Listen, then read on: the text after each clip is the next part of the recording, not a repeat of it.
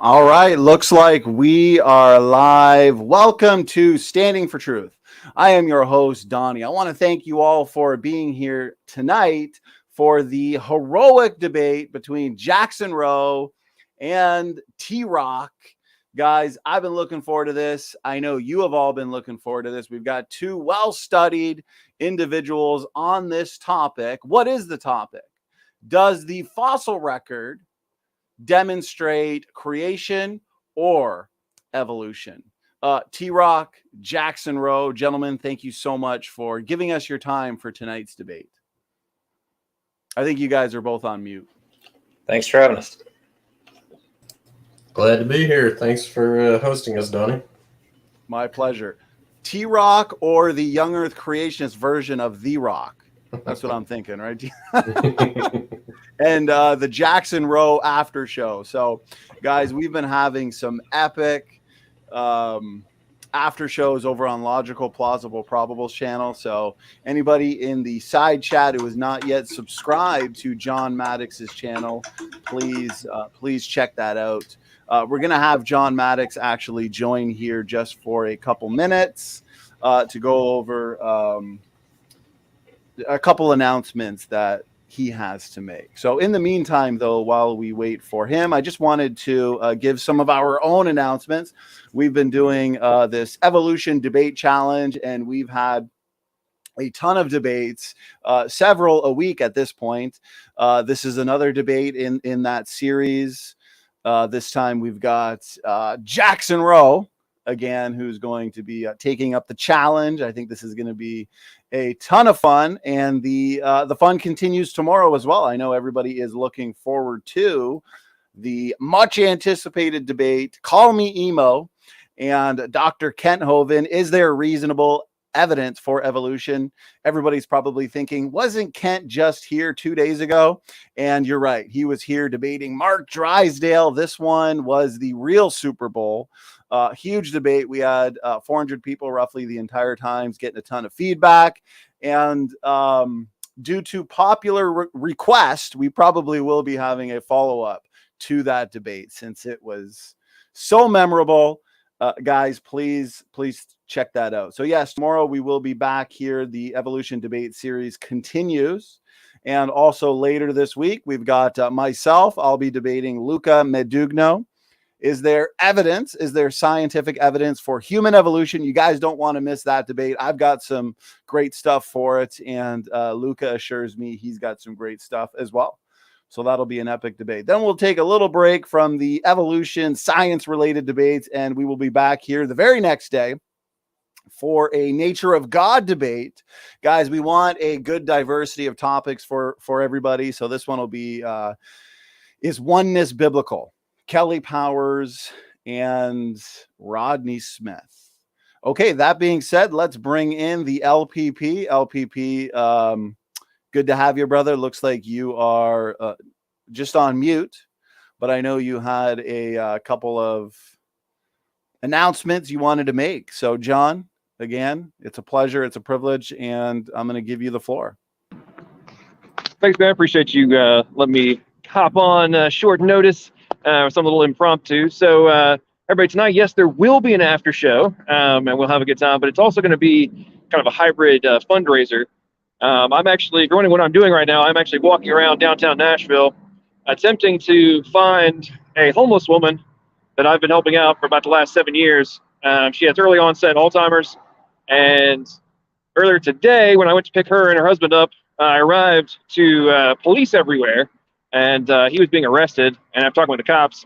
He will not be getting out of jail. Anyway, a very long story short, she has now gone missing, and so I'm attempting to find her. Myself and some other folks are out scouring around Nashville trying to find her. But the objective of the fundraiser is to try to get enough money to put her up in like an extended stay hotel for about a week, get her some clothes. Basically everything that she owns was taken as evidence by the police. And she didn't even have a phone. So I put together a Give, Send, Go campaign, which I'll be put. I think SFT's already put a link in the description for, and I'll be talking about it more in the after show. But I really appreciate it. My kind of initial objective, I'd like to raise about $400 tonight. I think I already raised like close to 100 now. But I'm trying to get about $400. Go get her a week of extended stay, so we can get her off the road or get her off the street. And there's some other folks that are working to get her into a special program specifically for people with mental issues, and hopefully we can get all that taken care of. But anyway, I greatly appreciate it. Also, prayers that I will able to find her this evening. Again, anything you guys can give, very much appreciated, and hopefully we can help somebody out a lot very rapidly. And so I always tell folks in these kind of scenarios, it's yet before the grace of God, there go I. So let's all come together and help somebody who needs our help and make this happen. Appreciate it again, SAT. Thanks so much. Let me come on to pitch this. My pleasure, brother. Thank you so much. John Maddox, amen. I will have the link in the description box for everybody and for anybody who wants to help out. So LPP, God bless you, my good man. And again, anybody who's not yet subscribed to John, he's the one who's been hosting all of these awesome after shows when it comes to the evolution debate series that we have all been enjoying so much. So please subscribe. And that being said, let's get right into the party. Before we get into the opening statements, though, I do want to kind of break the ice, get to know the debaters a little bit. TRock and Jackson Roe, both of you gentlemen have been here on the show before, and it is a pleasure and a privilege to be hosting the both of you again. So why don't we start with TRock? TRock, how you been? What's going on? A little bit about yourself, and just kind of a little bit about why you find this topic important. Go ahead. Things are going good. Thank you, Donnie, for hosting us, and thank you, Jackson, for participating in the discussion. I'm not well known, so my background, my educational and career background is in manufacturing and engineering. So with that, I try to apply a very practical point of view to the topic of origins and, the various sciences that are usually debated in origins. My purpose tonight is to defend the biblical eyewitness history of a global flood and demonstrate that the fossil record is highly consistent with that and actually does not lend very good support at all to evolution. My motivation is to strengthen the faith of those who believe, those who are on the edge. At the very least, you can see that the biblical position is extremely reasonable, and those of you who are on the opposite side that support evolution and or atheism give you a really good reason to think twice about your position. Well, I appreciate that introduction. TRock, again, I appreciate you giving us all your time for this important debate. If you guys like what you see from TRock, I do have his previous debate linked in the description box for people to check out. He was here a month or two ago debating Snake Was Right on the age of the Earth. And that was an awesome debate. So Jackson Roe, we are going to now hand it over to you. You are quickly becoming the superstar in the world of evolution. I think you're probably going to have a record soon when it comes to the number of debates you've engaged in. So Jackson Roe, over to you. Thanks for being here. A little bit about yourself and how is it going? I'm good. Yeah, I've had a lot of debates recently, but I've just been watching the news about Ukraine. I've got a Twitter account, which I'm not going to tell you the name of because it's not my name, and I would kind of it's kind of a pseudonym. But anyway, I've been keeping track of all the weapons lost on each side, basically, and it's a lot. So just major war over there. But yeah, I'm excited for this debate, especially. The fossil record is one of my favorite topics. So let's not waste any time. Let's get right to it. Let's get right into it, Jackson. I like that attitude. So for the audience sake, let's go over the format. As usual on this channel, we have a professional, a formal debate, and it is going to consist of 12-minute opening statements. Jackson Roe is going to start us off there. Then we're going to have 8-minute uninterrupted rebuttals, followed by an open discussion where we will do our best to focus on one topic at a time keeping it sophisticated and professional. Then we will be having a 5-minute concluding statement. And then, guys, this is where we get you and the audience involved. We're going to have an audience Q&A. So please make sure you are tagging me with your questions at Standing for Truth. And that way I won't miss them. Okay, let's get right into the fun. Jackson Roe, we are going to hand it over to you. Whenever you're ready, the floor is yours, and you have up to 12 minutes. Whatever's not used, we'll toss into the discussion. Whenever you're ready, Jackson, go ahead. All right, I'll go ahead and share my screen. Can you see it? Yes. Okay. All right, I'm going to not focus on everything. I mean, I'm going to focus on a few specific examples of the fossil record to really illustrate how ordered it is. And these are units of time and not just layers in a flood, for example. So this is the chart of from when trilobites existed to when they went extinct, from the Cambrian to the Permian. Some of the first, like Paradoxides here and Redlichia here, are in the Cambrian. This is Isotelus. And Isotelus was the biggest type of trilobite at 28 inches and up to 30 pounds or so. So it was bigger than, the little fossil one I have. I'll show you in a minute, but it's in the found in the Ordovician layer, which wouldn't make sense for one main reason, and that's its size. If hydrologic sorting, I don't know what TRock subscribes to, but if hydrologic sorting is the case, it should be found in the very bottom. And this is found in the middle to upper Ordovician, the largest of the trilobites. Then in the Silurian period, you have Meroperyx. In the Devonian, you have Wallaceurops with that weird ornate trident-looking thing on its nose. And then finally, you had Indops in the Permian, and you can't find them above the Permian-Triassic boundary, and that's also interesting because that's the site of a major mass extinction event. A lot of igneous rock and volcanic material from the Permian-Triassic boundary, indicating a global extinction event. And apparently the trilobites didn't survive. This is the Williston Basin. Specifically, I'm going to be talking about the Bakken Formation, which is somewhere in here. The Bakken Formation is a Devonian to Carboniferous aged sequence. And in it, they've done cores, and they found fossils in the order you would expect them to be found in the geologic column. Trilobites, straight and coiled cephalopods like ammonites, conodont teeth. Me and Professor McQueen talked about conodonts a lot. Here's another example. This is the Moesian platform in Hungary or somewhere, Romania maybe. And in this, they find what I mentioned earlier, that the Cambrian aged trilobites in the Cambrian and nowhere else, which is a very strange coincidence. Now, a lot of my argument is of things that should be found in certain layers but aren't. I use the Cambrian as the go-to for that. You should find seagrass in the Cambrian. They're marine deposits, but you never do. You should find shark teeth. I went on about that for a while. I won't go on for it too much longer. Frogfish.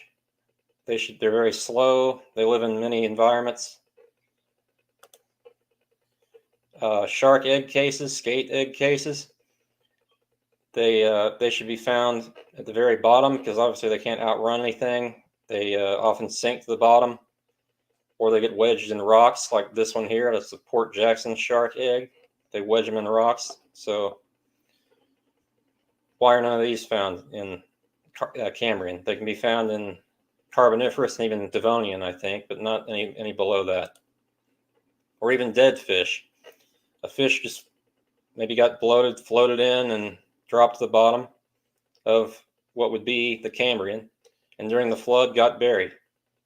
but you never find a jawed, bony fish in the Cambrian. Same thing goes for whales. They sink to the bottom and they can stay there for decades. At any one time, there are 700,000 of them on the bottom of the sea in various states of decay. Now, when the fountains of the deep broke open, as described in the Bible, they should have been buried among the first of things to be buried. So among the bottom, depending on what model you look to. So the fact we don't find any whale carcasses in the lower layers of strata is very telling. This is another thing for the hydrologic sorting argument. Most of the time, ammonites are like fist size from the Devonian up until the Jurassic. But then in the Cretaceous, some of them get big, like Parapasusia, I think it's called. This thing was massive. It should be found at the bottom if hydrologic sorting is what caused the geologic column, the fossil record, but it's found towards the top, basically. And another thing, they don't survive the KT boundary, which is where the global iridium boundary, where the comet or asteroid is said to have hit. The ammonites didn't survive that. They're never found above it, which doesn't make sense if it's all not different units of time. For the ecologic zonation arguments, I put together some maps. These are where shark species are found. That goes for the shark tooth argument. They're found worldwide, everywhere, obviously in water, and salt water for the most part. There are a few species that'll go into fresh water, but anyway. So shark teeth should be found at the bottom of strata, but they aren't. Where sea stars live, literally everywhere except fresh water. They live around Antarctica. They live in the tropics. They live in the deep and they live in the shallows. Cone snails are not as widely distributed, but they should be found in various places in the strata, and they just aren't.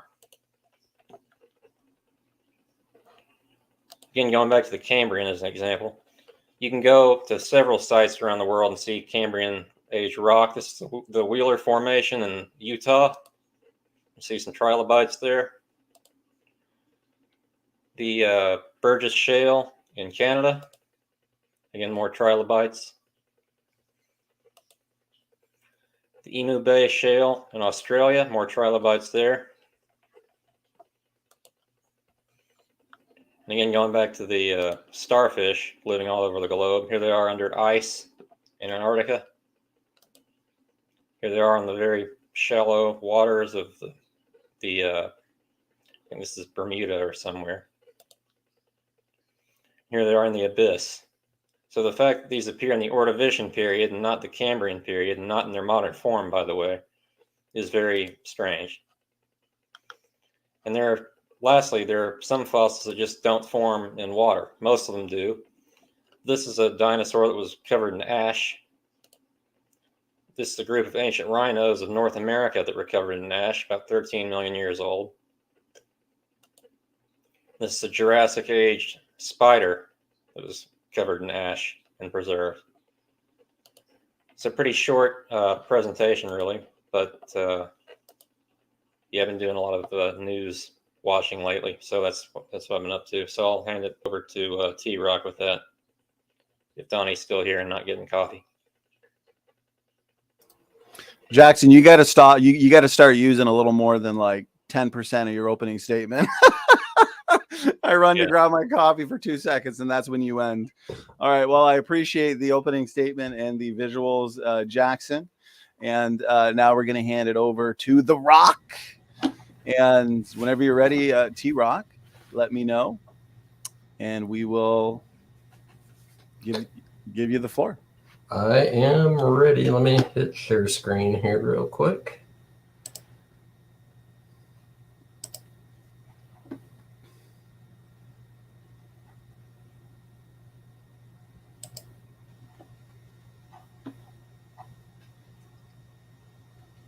As you're doing that, take your time. Guys, we are having an audience Q&A.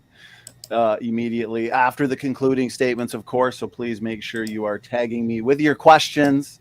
And the feedback for the Evolution debate series has been fantastic. So reminder, the fun continues tomorrow night, 8 o'clock. Call me, email, and Dr. Kenhoven. So make sure you are here for that. And TRock, I see your PowerPoint slide popping up. So whenever you're ready, the floor is yours. You've got 12 minutes. All right, let's set on timer here and change the view here for just a second so people can see this.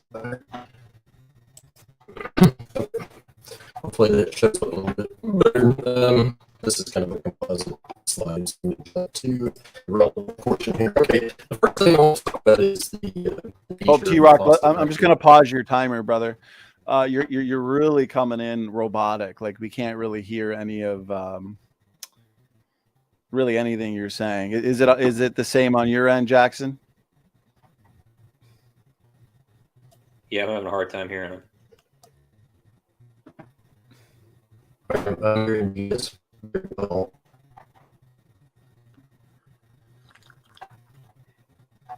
Let's see. Your computer might be using a lot of bandwidth because now you've got the PowerPoint up. Because you were kind of sloppy even before the PowerPoint, and now you're just fully choppy. Well, I'll tell you what I'll do. I'm hooked directly to a landline, so it's not Wi-Fi connection issues. It's probably just the very large size of my PowerPoint here. Probably what I ought to do is just not share the screen for this.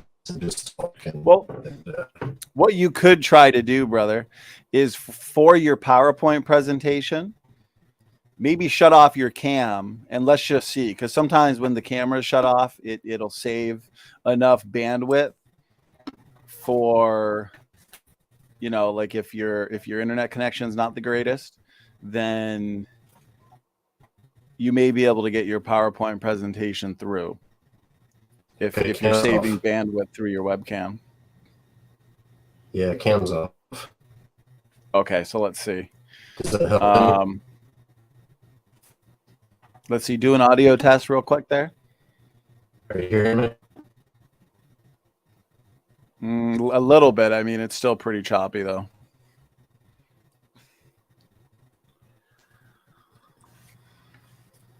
Can you hear me now? Yes.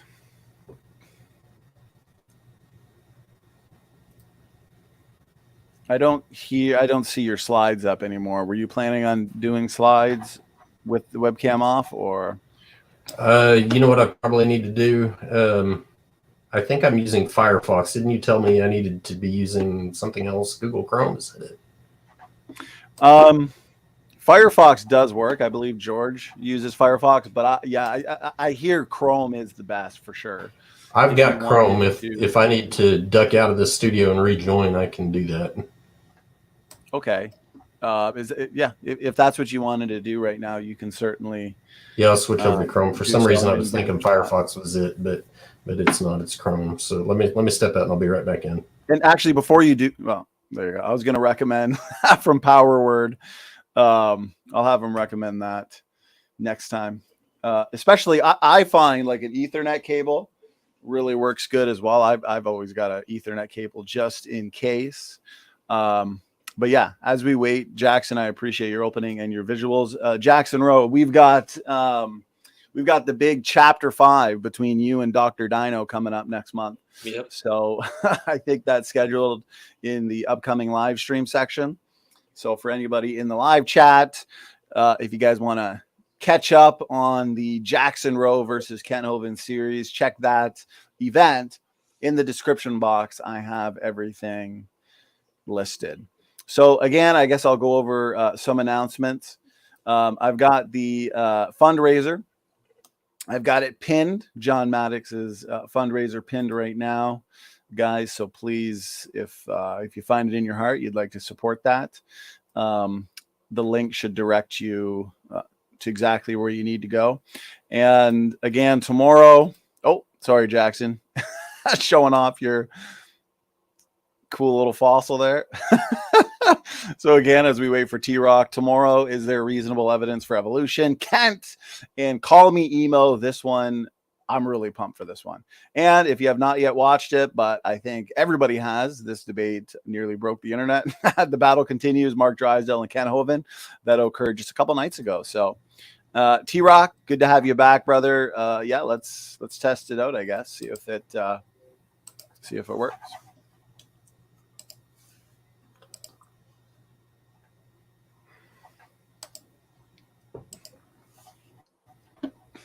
Are you hearing me okay? Yes. Not robotic at the moment? No, you sound good. You sound good. Okay. I'm thinking your Firefox has accumulated too many deleterious mutations, but your Chrome has accumulated a few necessary beneficial mutations. So I guess Chrome's the way to go, brother. All righty, sounds good. You're good to go. Audio sounds good then? I can take off here? And yeah, man, sounds fantastic. So whenever you're ready. Okay, good deal. Okay, so I want to focus on the nature of the fossil record as kind of a step back, a 30,000 foot view, so to speak. Jackson kind of touched on it a little bit, but I want to kind of go into some things a little more detail on that. The general composition of the fossil record is that 95% of all the fossil record is marine organisms, and they are distributed at every conceivable elevation on land. No matter how low you go, no matter how high you go, you can find marine fossils on land. Not actually a prediction of evolution per se. 4.75% are algae, plants, insects, that kind of thing. They're distributed more in what I call geological lumps and interstitched with marine organisms and waterborne sediments. And then 0.25% vertebrates, fish, amphibians, reptiles, birds, mammals, that sort of thing, distributed also in what I'm calling geological lumps and interstitched with marine organisms and waterborne sediments. A very small fraction of the overall fossil record is attributed to the Ice Age and other post-flood catastrophes. So, but by and large, when people say, when somebody brings up the idea of a fossil, a lot of people want to instantly associate it with the flood. That's not technically correct, even though the vast majority of them are. There are other events to associate fossils with. So, with that, I'm going to go here. One of the key defining attributes of the fossil record is the stasis. It's pretty much everywhere, and it's in just about any animal you can recognize today. It's in stasis in the fossil record. There's just not a whole lot of change. There's some basic morphologies there, but they're no more different than what you might find between, say, a Chihuahua and a Great Dane. So whatever we do find, a little bit of difference is okay, but essentially they're easily recognizable. So here I've got pictures of shrimp, that sort of thing, fish, turtles. These turtles here is kind of an interesting deal. There were actually, where these were found, there were 9 mating pairs of turtles fossilized at the same time in the same general location. So not something that you would typically think of without some kind of serious catastrophe going on. But nevertheless, stasis is very prevalent in the fossil record. This view over here of these shrimp. This quote comes from an evolutionist in the Science Journal. Actually, it says its morphological similarity to recent myotocopods demonstrates evolutionary stasis within the group over 425 million years and echoes the low rates of change that are known in other crustaceans. So anyway, you can see where that came from. More stasis in the fossil record. Now, this is going to highlight something that's really important about some of the things that Jackson did say. Living fossils signal stasis, as well as a misreading of the fossil record where extinction and arrival are concerned. So when you think of the Wollemi pine, which I didn't actually pull in a picture of that, I found a couple other things. Coelacanth is talked about pretty frequently, but coelacanth fossil is supposedly 300 million years old. And it was discovered relatively recently. It was thought to be extinct, But what it highlights is that just because you quit seeing something in the fossil record doesn't mean it's extinct. And just because you don't see something in the fossil record, this is the other side where I'm talking about arrival. Just because you don't see something in the fossil record does not mean it wasn't alive at that time. It's just a major logical blunder in the evolutionary paradigm, the way the story is typically conceived, to suggest that just because you quit seeing them, they've gone extinct. It's just a logical error in a simple form. But over here, I've got pictures of what's called liquid ambar.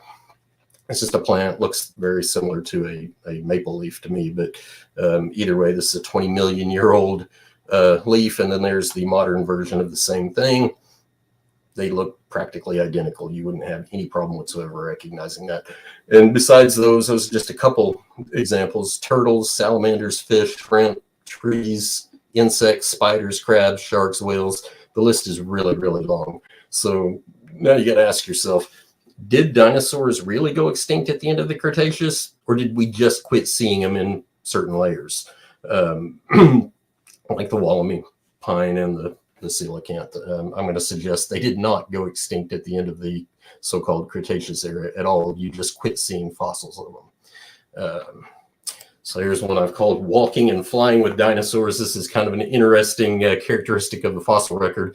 Many unadvertised modern mammals, birds, reptiles, etc. are found with dinosaurs. And so I've got these kind of grouped by types, but mammals, squirrels, possums, Tasmanian devils, hedgehogs, shrews, beavers, primates, duck-billed platypus, parrots, owls, penguins, ducks, loons, albatross, cormorants, sandpipers, avocets, all found with dinosaurs.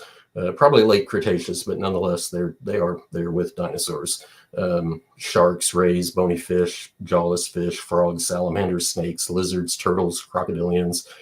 All of this stuff is found with dinosaurs. It's just not advertised much. People tend to hyper focus on dinosaurs because they got so big and they're so very interesting, and they've got this aura about being, 65 plus million years old. But the reality is they're mixed in with a lot of stuff. And I've got a quote here. This is from Dr. Werner. He's a creationist, but he had gone out and done some touring of some museums, and he was looking specifically for what museums were displaying with dinosaurs. And what he says is, I did not find fossils of every organism living today in the dinosaur layer. Rather, I found representative examples from all of the major animal phyla living today and all of the major plant divisions living today. Taking it one step further within these bigger groups, I frequently found representatives of all of the major groups or classes within a phylum. So it's not quite this neat progressive story that's typically told where, you only find, dinosaurs up to here, and then you start finding other stuff after the dinosaurs. It's not really quite like that. It's fossil record's actually much more diverse than is let on. The geologic column, Jackson brought this up, and I thought this was going to be an interesting way to kind of grasp what you're talking about when you say the geologic column. Where does the entire column exist? I don't take the stance that the geologic column does not exist. Rather, I understand what people are saying when they refer to it, but there are a handful of places that have representative strata for the entire column, but they're missing the vast majority of time. Beyond that, most locations are very random in what they contain in terms of which layers are represented, and even what appears at ground level. To me, that's a very key. Ground level is really key. Sea, wind, cave above, for example. I won't go into that right now, but we can look at that later possibly. Many sites have Jurassic or Cretaceous right at ground level with nothing on top of that. And so this little diagram that you're seeing is in North Dakota. This is one of those examples where pretty much the entire so-called geological column does exist, but it's a fraction of the total column time that's advertised to have passed. It's just a tiny fraction of it. That means every layer that's in there is really thin and does not represent the full amount, the full duration of any particular epoch that it's supposed to represent. Sparsity of sequential layers signals that the transitions that are probably found in disjointed geography, that too much time has passed or too little time has passed. Something's not quite right, because essentially what I'm saying is you find link A, for example, in the US, and link B might be over in China somewhere. It's a little too just disjointed for the way the story is typically told. Whale evolution, I kind of put this together to somewhat illustrate that. So if you look over here to the right, China 60 million years ago, this is the Mesonotid that is supposed to be an early mammal ancestor to whales. And then you jump over 2,000 feet or 2,000 miles or so, and you find Ambulocetus in Pakistan 11 million years later. And you see the size difference, not much, went from 10 feet to 8 feet. And then 2 million years later, all of a sudden this semi-aquatic looking Ambulocetus becomes Rhodocetus, which looks much more like a shark with tiny legs or something. Anyway, now it's 11 feet long, grew back a little bit. Okay. But now jump 2,000 more miles over to Egypt, and then you find a full-on Bacillosaurus that's 56 feet long. And so you can see that the details just don't make a whole lot of sense. Somebody might argue, well, they've changed. Okay, but this thing that is obviously an aquatic animal is in the middle of Egypt, which is a desert. And so I find that somewhat, the whole thing, I think, is very disjointed. And then there's this quote, this quote here from Barbara Stahl. She says, and she's an evolutionist, she says, the serpentine form of the body and the peculiar shape of the cheek teeth make it plain that these archaeocetes, like Bacillosaurus, could not possibly have been the ancestor of modern whales. I've got some more detail here. I'm getting low on time, so I'll try and wrap this up. You find somewhat of a similar dynamic here with the march of progress for human evolution. I threw a few examples in here, but I'm showing how many miles you go from Lucy to Homo erectus. You go 6,000 miles before you find Homo erectus, and another 6,000 miles before you find Neanderthal, and then a mere 1,000 miles before you find Homo sapien, pre-modern. So the general idea behind fossil study is that they are buried in the area and ecosystem in which they live, except it is clear that many organisms lived all over the place in somewhat of a random pattern, and many organisms, such as Bacillosaurus, are found where they couldn't have lived at all unless the area was flooded. So with that, I'm going to stop and yield my time, because I think I'm right at the 12-minute mark. Yes, great. Great timing there. TRock just on time, 12 minutes. So I appreciate that. The opening statements, as usual, have flown by. Jackson and TRock, great opening statements. I always appreciate the visuals, and very clear and concise. So that being said, we're now moving into the uninterrupted rebuttal portion of the debate.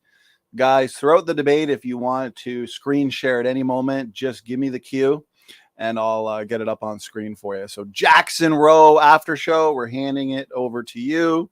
You have up to 8 minutes. Whatever you don't use, we'll toss into the discussion. Go ahead. All right. You mentioned most fossils are marine, which is true, but not all fossil formations contain marine organisms. Like the formation in China where all the feathered dinosaurs are being found, the Taojian formation. And you mentioned shrimp have looked like shrimp for their entire history. Well, in the Cambrian, the shrimp predecessors looked wildly different. They appear to look more like shrimp in the Ordovician period. And talking more about stasis, you mentioned spiders. There's Attercopus from the Devonian period, which looks totally different than a modern spider. It has a tail, it has a segmented body plan or abdomen. Turtles, Papashellies, Ornhincashellies, and Odontoschellies are totally different than modern turtles. One of them has half a shell, basically just a plastron and no carapace. Some of them look like just lizards with broad ribs. Sharks haven't always been sharks. They came from acanthodian fish in the Silurian period, I think. And living fossils, you mentioned the coelacanth, the most famous one, which from the Devonian, 300 plus million years ago. But recently they found one in the Cretaceous, 60 something million years ago. So, or 70 million years ago, I think it was, where they found it. So there's probably some from the Eocene, from even earlier. They just haven't been found yet, if they've found that one. So it's just not in the Devonian, and then suddenly here it is. It was for a while until they found that one, and it was hard to explain, but now it's a little clearer. And you mentioned primates being found in the Cretaceous, among other things. They weren't. They appear in the middle to late Eocene, I think it was.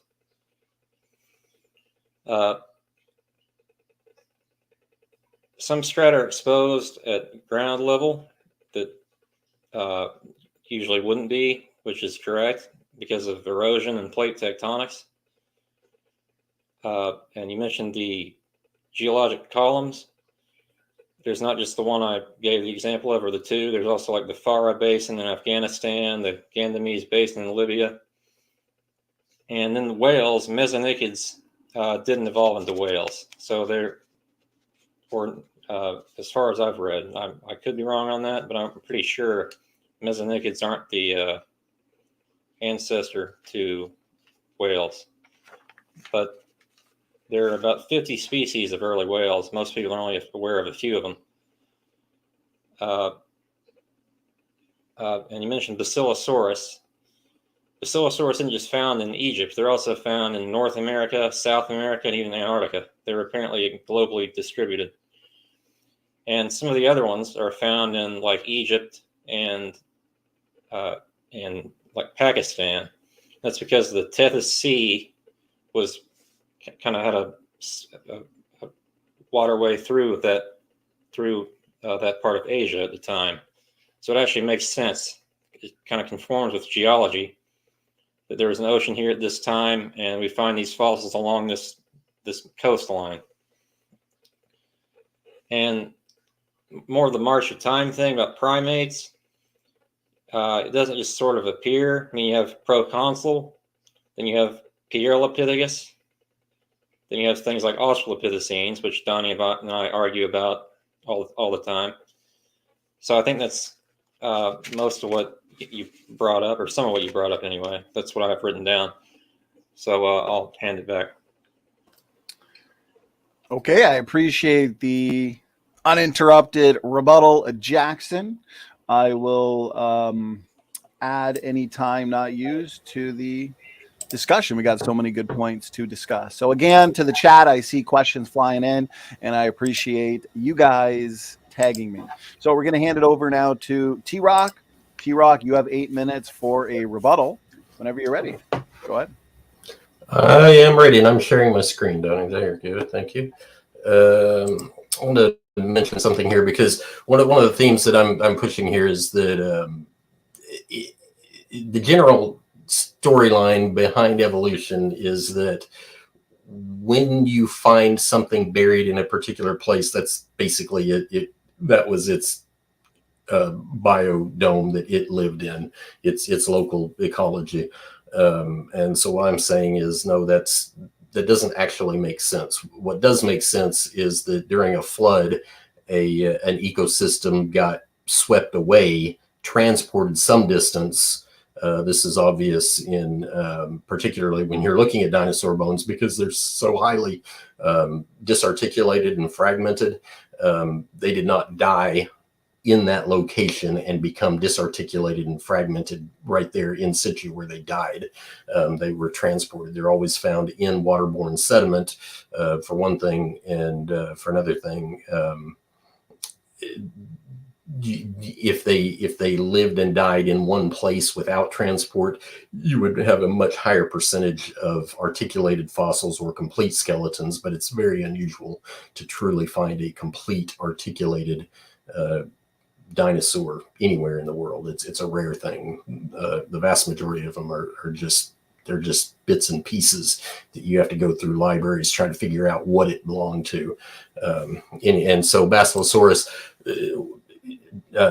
Jackson mentioned that they're globally distributed. Okay, I'm not disagreeing with that at all. What I did when I pulled that out was I pulled out the earliest instance of it being found in the fossil record. So the first time you see it, it's found a couple thousand miles away and 8 times bigger than one of its ancestors, which neither one of those makes sense. Bacillosaurus in particular being found in Egypt, it was not just a coastal area. If you go look at Egypt on a global map, on Google Earth, for example, you can kind of tell the landforms just from Google Earth how much area has the same general look to it in terms of the texture of the ground. And most of the Middle East is and Africa has so much sand and desert over there, and you can tell just by looking at the color of it and the texture of it on Google Earth that apparently a very large body of water covered Egypt in the past.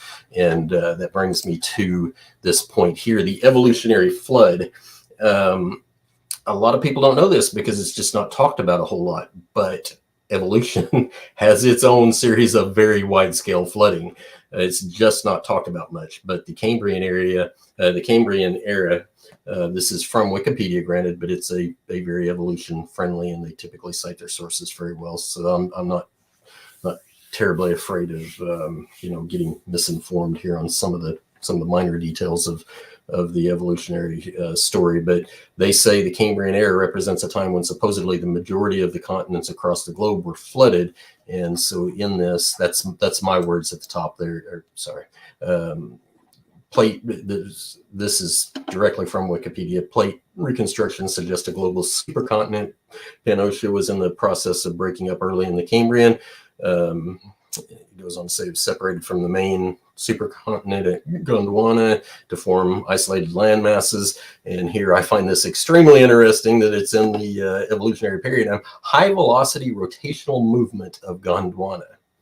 That's pretty interesting. That tells me that if you've got a big land mass with high velocity rotational movement, you're getting water thrown all over it. Now, high velocity, of course, is a relative term. A foot a second, a foot an hour is relatively high velocity compared to what we're moving now. But nonetheless, it would wreak havoc with tides to do such a thing, and water would be, at a minimum, would be sloshing all over it. This next section, he says, with the lack of sea ice, the great glaciers of the Marinoan snowball Earth were long melted. The sea level was high, which led to large areas of the continents being flooded in warm, shallow seas, ideal for sea life. So massive flooding, not global, granted, but definitely continental and all over the world. And so the Cambrian, of course, is some 500 plus million years ago. And then we also have this in Baltiscandia, Lower Cambrian transgression transformed large swaths of the sub-Cambrian peneplain into an epicontinental sea. The U.S. was supposedly heavily flooded about 65 million years ago. That was the Western Interior Seaway, which, by the way, that strip is where a lot of dinosaur bones are found.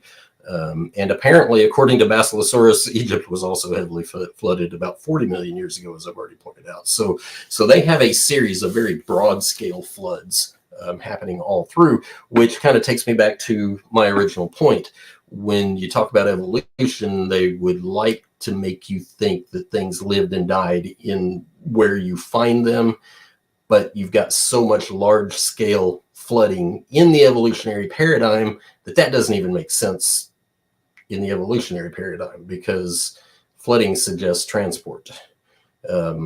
There are no dinosaurs walking out into 2,000 foot deep seas and falling to the bottom and being fossilized. That's not how that happens. So it's just kind of that weird thing about trying to stitch a story together the way they do. They generally have sequences correctly, but they almost never get the timelines correct.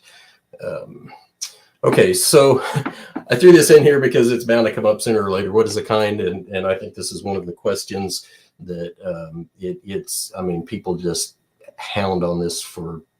It's just ridiculous how much this gets hounded on. So I've kind of put together my own definition, and I'm suggesting that if you're a creationist or somebody who is heavily involved in these types of discussions, I would love to have creationist biologists and whoever, paleontologists, whoever, get a hold of this and critique it, modify it, do whatever. But I'm suggesting that as creationists go, we should have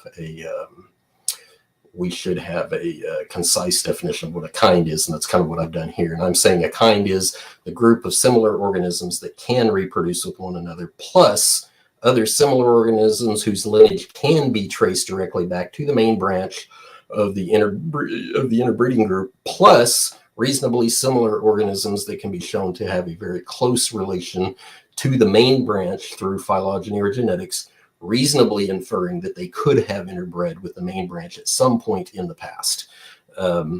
I think it's people have said this over and over. It's fairly intuitive. When you look at a red squirrel, a gray squirrel, they're both squirrels. They're the same kind.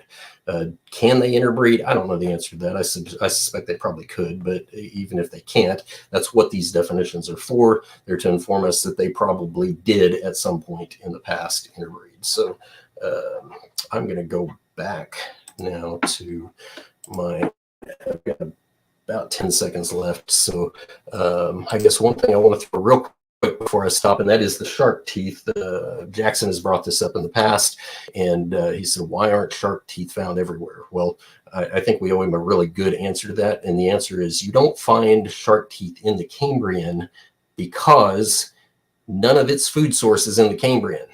You're going to find shark teeth where they feed actively at. So belemnids, they're called belemnids, are a common place to find shark teeth, and they're basically just like tiny squid, baby squids. So if sharks are trolling through large schools of belemnids eating them, that's why you find shark teeth with them. There's nothing in the Cambrian that a shark is going to be going through eating in schools like that. So I will stop now. Okay, thank you for that rebuttal there, TRock.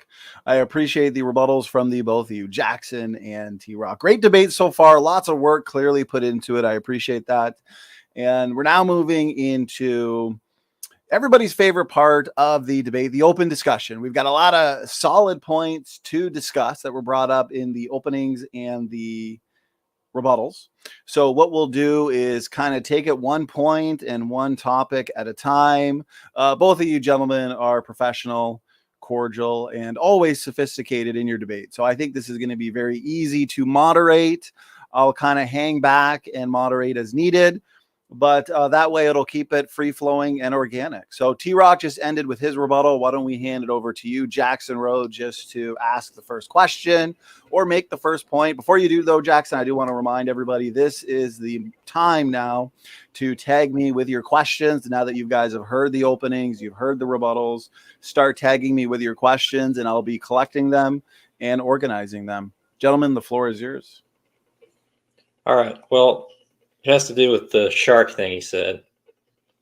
Oh, is he still here? Oops, Jackson. You scared him away.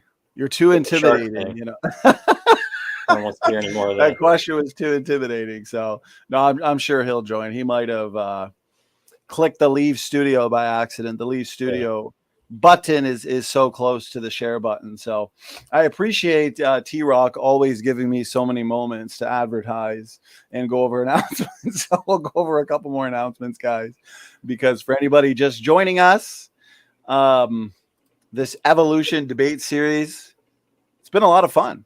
It's been busy, that's for sure. We've been having a ton of big shows lately, and we're close to hitting 1 million views actually on the channel. And we just hit 8,000 subscribers. So guys, I appreciate that. 8,000 subscribers. You guys are the life and blood of this channel. I appreciate all the support. We are a listener supported ministry. So guys, we are trying to hit 100 patrons for 2022. So if you guys are interested in supporting Standing for Truth Ministries, you can find the relevant links in the description box. You can support us over on Patreon and over through our main website as well, where the PayPal is linked. And there he is, TRock, leaving us in suspense. Brother, good to have you back. I appreciate it. And you know what? Hand it back to Jackson if you could reiterate your point and question and let the fun begin. All right. Well, I'll start with a different point because I've talked about sharks a lot. So I'll say, there are a lot of species in between, like Pachycetus and Bacillosaurus. You were mentioning they basically it's a little wolf thing, and then it's a 60-foot whale. But there are a lot of species in between that, and some of the earlier Bacillosaurids are not quite even 60 feet long, from what I understand. Sorry about that. So, TRock, what do you think of that? So no, it's a valid point. There's some time in between there. Here's the problem, though. The Mesonotid, however you say that, 60 million years ago, ranged from 4 to 10 feet, which is roughly the size of a dog to the size of a horse, sort of thing. And then you go from 60 million years to 47 million years to get to Rhodocetus. 13 million years have passed, and the size is pretty much the same after 13 million years. And then a mere 7 million years later, it's 8 times bigger. That's the part that doesn't make sense. It's how many years go by, how many millions of years supposedly go by. You're supposed to get these radical changes. But a relatively minor amount of time goes by, and all of a sudden you're 8 times bigger compared to the overall evolution. Like Durodon, which lived at the same time as Bacillosaurus, was also considered a whale, even by creationists, as I understand it, was about a third that size. And some of the other ones, like Myocetus, were about 10, 12 feet long. And Protocetus was even bigger, I think. So it's not as big of a problem as you may hint, I think. Well, another point that I would like to bring out here too, which I didn't really highlight too much in my PowerPoint presentation, but when you talk about fossils and how you perceive them to have transitioned from this to that, it's fairly easy. And let me, Donnie, I'm going to share my screen one more time so we can all look at this this rendering here of these 4 different steps that I included. It's fairly easy. It kind of reminds me of a kind of like a cartoon where you see a straight line. A cartoonist will have a straight line, and the straight line morphs into something with a little bit of feature to it. Next thing you know, it's a ball, and next thing you know, it's a boy with a ball, and they just keep morphing the line. Well, in evolutionary terms, it's real easy just to pretend you're morphing features like the legs here and the tail. That's real easy, but in reality, there's a lot more to the difference between what's here as a Mesonotid and a Bacillosaurus or even Rhodocetus. There's a lot more to it than just the physical morphology. There are a lot of internal organs. There are life cycles that have to be considered. Whales in particular do nurse their young alive like mammals. That's why the story tells it that way. But in some cases, that's not always exactly how it plays out. But the point is that there is a lot more behind the scenes that has to happen to make this evolution thing possible. It's not just simply change, legs into little flippers, into little kind of paddles that can semi-aquatic or amphibious, however you want to say it, and then finally become a fin dedicated to swimming. There's just so much more going on inside of there. So what do you do with all of that evidence? Sure. Like with Myocetus, it was apparently semi-aquatic, but still giving birth on land based on how the fossilized fetus was positioned. And as far back as even Pachycetus, one of the first in the line, their bones were denser, like modern whales. They already had dense bones that adapted for semi-aquatic lifestyles. And, nostrils are beginning to move back on the proto-seeded whales. Even some of the proto-seeded whales had compressed caudal vertebrae for where they apparently had like kind of proto-flukes. Just things were kind of starting to come together along the line. So again, you're talking more about, you know, just the bones themselves and the general features that you can observe with the eyes. So you talk about the nostril, like the blowhole in a whale. It's the nostrils in the mammal, right? Is that essentially what the idea is? Yeah. So the fact that it's moving up or down either direction on the snout is about as meaningless as the difference between like I said before, a Chihuahua and a Great Dane. That type of morphology is fairly normal, and we can get Chihuahuas and Great Danes in a very short period of time. So it doesn't mean a whole lot to me to say, oh, it looks like the position of the nostrils is moving. Okay, it moves in people too. Our nostrils don't all look the same, and it doesn't take millions of years to get the differences that we have. Well, then, why are we making such an issue of the time of it if we're talking about the morphology being? Well, there's two aspects to it. There's the time aspect, and so you kind of talked about this. I think I can't remember your exact statement, but you mentioned that the fossil record is basically a time stamp, or that it demonstrates that the passage of time. When you start examining the geological column, you're basically seeing the passage of time in it. I obviously take a very opposing view on that. It does not. Nothing in the geological column looks like time. And I've got a slide here that's probably kind of helpful. I mentioned it briefly earlier. See if I can find it. There we go. Wind cave. So what you said about the amount of time that exists in the fossil record, the wind cave is one of about 3 different locations that I personally heard being challenged to young Earth and a global flood being responsible, that sort of thing. Let me insert the caveat real quick. Not every land feature has to be explained by a global flood. This particular one probably can, but I can't say I actually know enough to verify that. Either way, I'll accept that it's some sort of catastrophic event for the sake of the argument. But Wind Cave is allegedly 50 million years old. And I was basically informed that it is impossible to get this in a short period of time. It has to have all this geological time built into it. So allegedly 350 million years old, first cave passage at about 320 million years ago, continued marine deposition and erosion for 240 million years, tectonic uplift at about 40 to 60 million years ago. That means it's set in a relatively horizontal position for, I don't know, what's the math there, 290 million years or so, or 310, somewhere in that range. Tectonic uplift further open cavities within the limestone, and that's all from nps.gov. So it's all pro-evolutionary stuff anyway. Here's the problem with it. The passages are too parallel to the sedimentation. You can see in this cross-sectional view here, why, if this is the product of basically very slow acid etching, I think is the way they explain it, why are these passageways so parallel to the sediments? If this thing's been uplifted for 60 million years, why isn't there a big puddle down there in the bottom where it kind of pulls in and starts kind of gravitating out the bottom of it? Are you asking me that?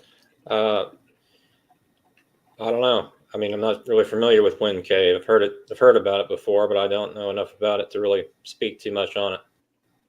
So understood. I mean, I wouldn't expect you to be familiar with every example I bring up, because I'm not going to be familiar with every example you bring up either. But the general idea is we're just talking about gravity here, right? We're not talking about, you know, how much time is needed or anything. What would you expect gravity to do here with acid and the etching in the limestone? Gradually carve out more. Yeah, you would expect the water to pool down towards the bottom of this thing and to be opened up more at the bottom with the passage of time than it to be relatively uniformly parallel to the sediment deposition, wouldn't you? But you also mentioned uplift, right? Yeah, 40 million years ago, 40 to 60 is what they say. So it's being lifted up at the same time it's etching out, isn't it? Yeah, which basically That is true, and you can assign whatever rate you want to that. But all that means is that this lower, I'll say the lower third of it, should kind of be blurred out by some gravitational flow of acid and water. Okay. So I'll ask you a question, let you talk for a little bit. Where is it that you see all this time passing? Where is it specifically? Like in one spot? Yeah, I mean, pick your favorite example. Well, like the core and the Bakken formation is a good example of trilobites and ammonites at different levels. I think that's a good example. I guess you have a graphic to share. Huh? Do you have a graphic to share for it? I did. I X'd out of the screen. It's fine. I don't need a graphic for it. Just. But go ahead and describe what you believe you're seeing there. Well, you take a core of the ground, and you pull up different levels of fossils in a certain order, like you would expect if this was laid down over time and not in one event. Okay. So it's the fact that you find fossils in a particular sequence and vertically distributed, I guess is what you're saying? Yeah. Okay. So that's an interesting point because you still don't need time just to have fossils layered vertically in any order. It doesn't matter what the order. Huh? Not necessarily, no. No, I mean, granted, it's consistent with the evolutionary paradigm. That's how they kind of put the story together, but it's not a logical requirement of it, right? So here's kind of the problem that I have with implying deep time. You mentioned this earlier in I think in your opening. You said hydrological sorting, and I put the comment. It's you're being a little too generalized there. You said something about the. You said we should see seagrass in the Cambrian, shark teeth, frogfish, I think is what you were saying. And you were saying, why aren't they found in the Cambrian? And you gave an example of a rather large trilobite that you believe should be in the Cambrian if hydrological sorting were a thing. Is that correct? Yeah, that's right. So here's the problem. I've heard evolutionary apologist after apologist after apologist make the same blaring mistake about global floods and geophysics. And that is that you think everything should just be mixed up. What is it about a global flood that makes you think everything should just be mixed up? And so hydrological sorting, is hydrological sorting a thing? Yes, it's a real thing. Does that mean that it's basically responsible for mixing every single layer in the geological column? Not at all. That's kind of the error, is that it's an extreme extrapolation of how hydrological sorting should be applied. When you go out there and you look at the fossil record, look at cross section. Grand Canyon's famous for this because you've got so many exposed layers that you can just look one stacked on top of the other. But if you're a physicist or a geologist, either one would be capable of discerning this. You should be able to walk up to a banded layer, and by banded I just mean you can see where the bottom boundary of that layer is and the top boundary, and you can distinguish that is one continuous layer. If you look at that, you can see what they call gradation or not.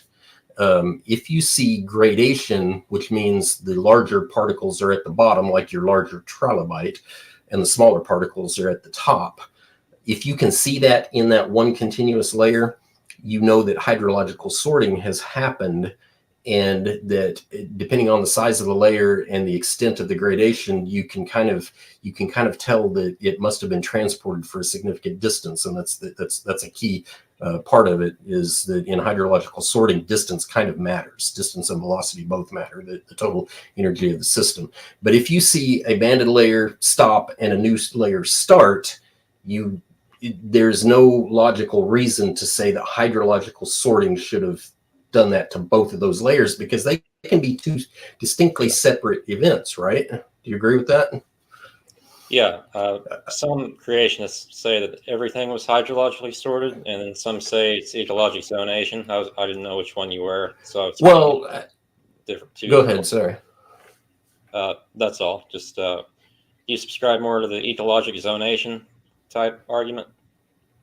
No, this is my point. Hydrological Okay, sorry. sorting is a thing, I think, and I've heard a lot of the creationist discussion on this, and I know that it's, and I'll just say it for you, they're being a little too generalized as well. It's not just the evolutionists. Sometimes, as a creation apologist, we can be a little too generalized as well. And hydrological sorting, it can happen from top to bottom, but that doesn't mean it happens to all the layers simultaneously. That's the point. It can happen to a layer. And so here's one of the key aspects about flooding in general, whether it's global or otherwise, it doesn't matter. I take it you've probably been to a beach or two in your life, right? Right. And you're familiar with high tide and low tide. Mm-hmm. Well, let's say the obvious. What is high tide and low tide? When the water goes in and comes out. Exactly. And so in a global flood, do you not expect that sort of thing?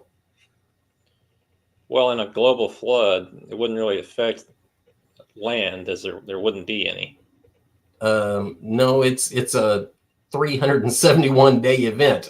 There is land for a significant portion of that. For a time of that, but how much time was the world completely submerged?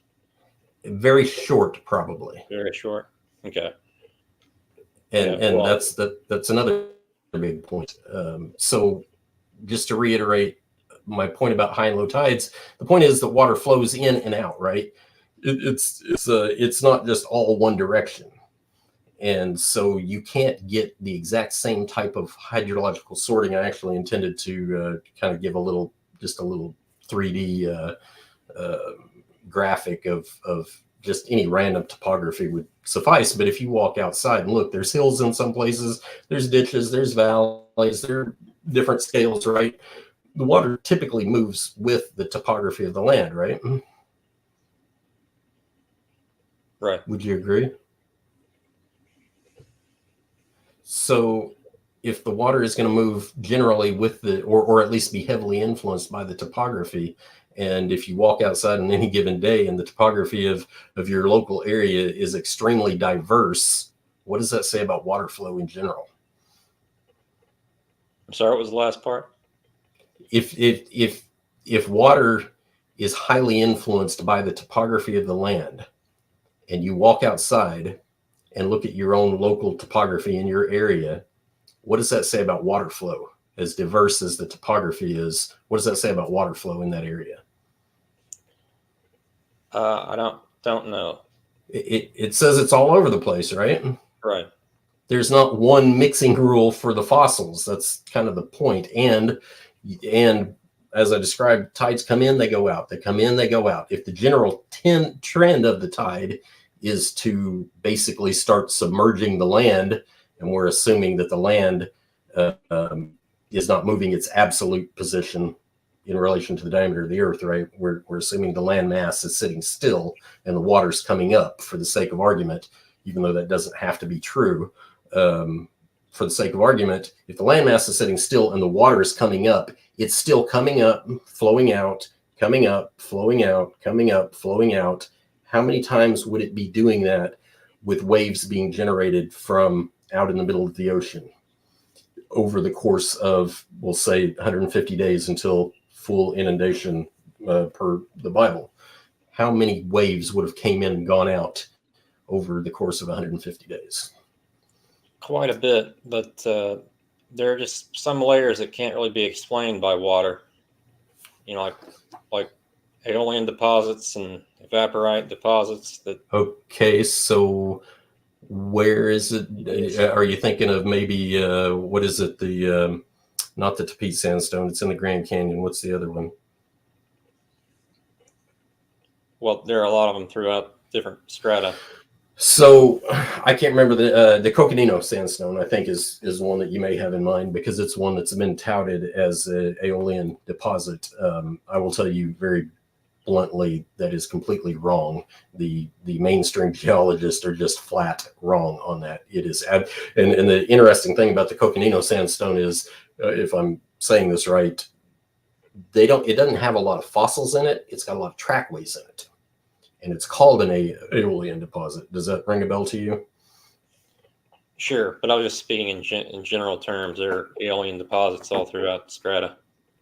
And this is my point. They're calling this, mainstream geology calls this an aeolian deposit, but they're completely wrong on it. They've misidentified it. So what are the chances they misidentified a bunch of these other ones? I would say the chances may be very good, unless you're calling them aeolian deposits because they're right on the surface of the land and they're not solid rock yet. But in the case of Coconino, the problem there is that some experiments were done. I think what happened was back in the 60s or so, some evolutionary geologists made some assumptions about the Coconino Sandstone, wrote a paper, and it just kind of became urban legend in geology from there on out, and everybody just assumed it was aeolian without a whole lot of experimentation. Some people have come along since then.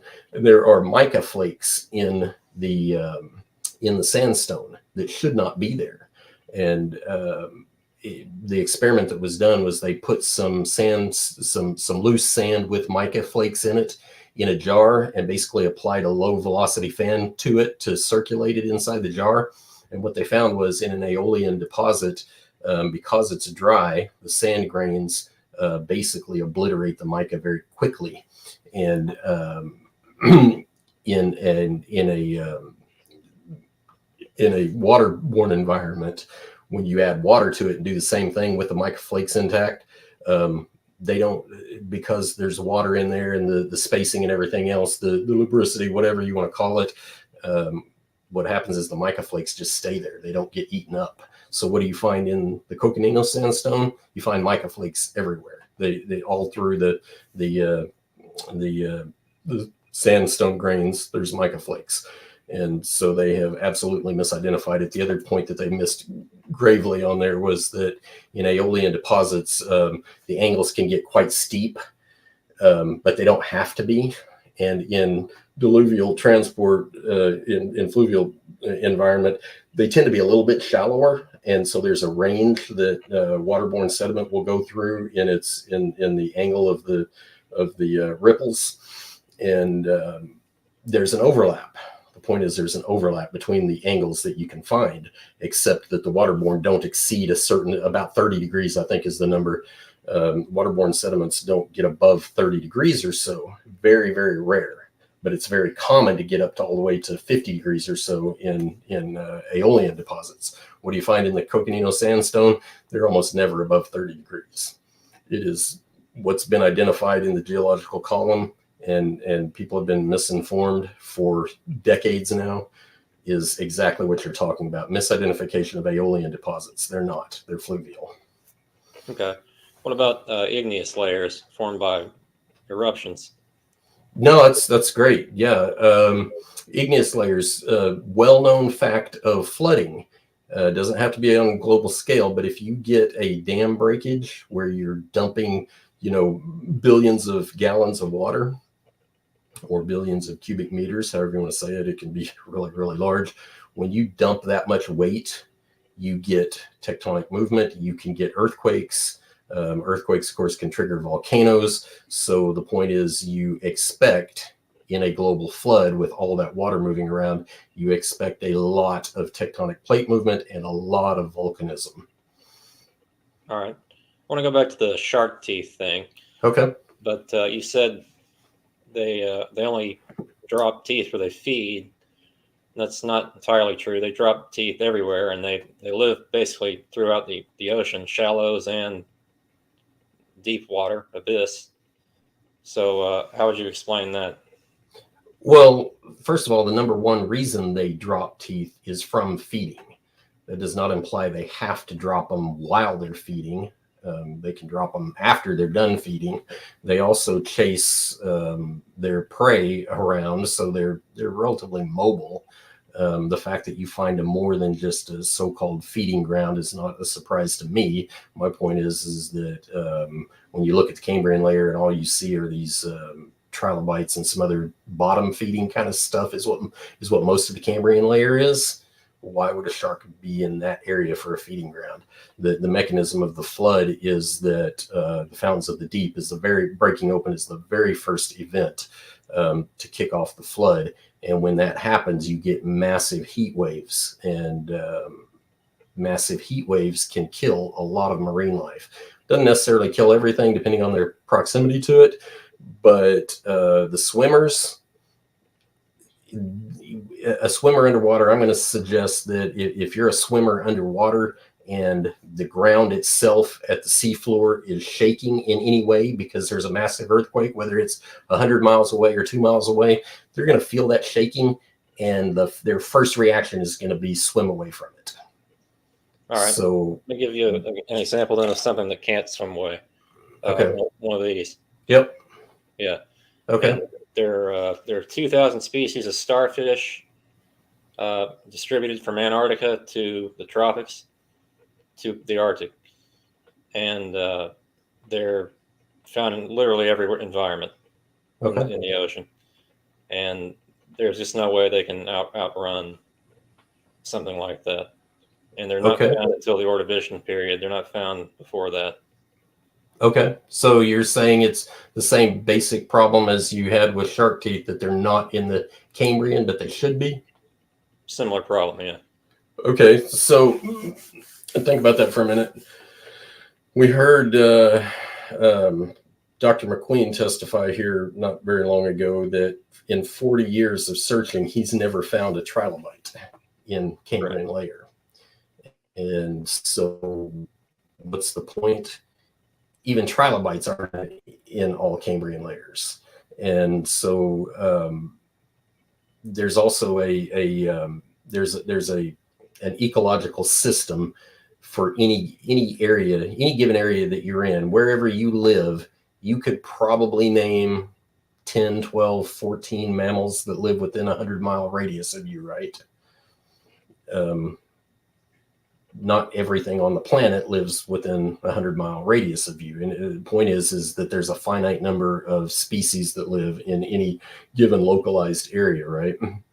And so the fact that there are many Cambrian layers where you don't find trilobite fossils at all, and you don't find starfish, okay, they're just not there. That it's not a it's not actually evidence against a flood. It's really kind of neither here nor there, because it does very little to bolster evolution in general. And so this kind of takes me back to another point. I'll stop talking in a second and let you give some feedback here. But I made the mention earlier that the coelacanth was a prime example of misidentifying extinction in the fossil record. And I said the antithesis of that is misidentifying the arrival of things in the fossil records. So how do you compare those two? Let me see if I can get back down to where that was.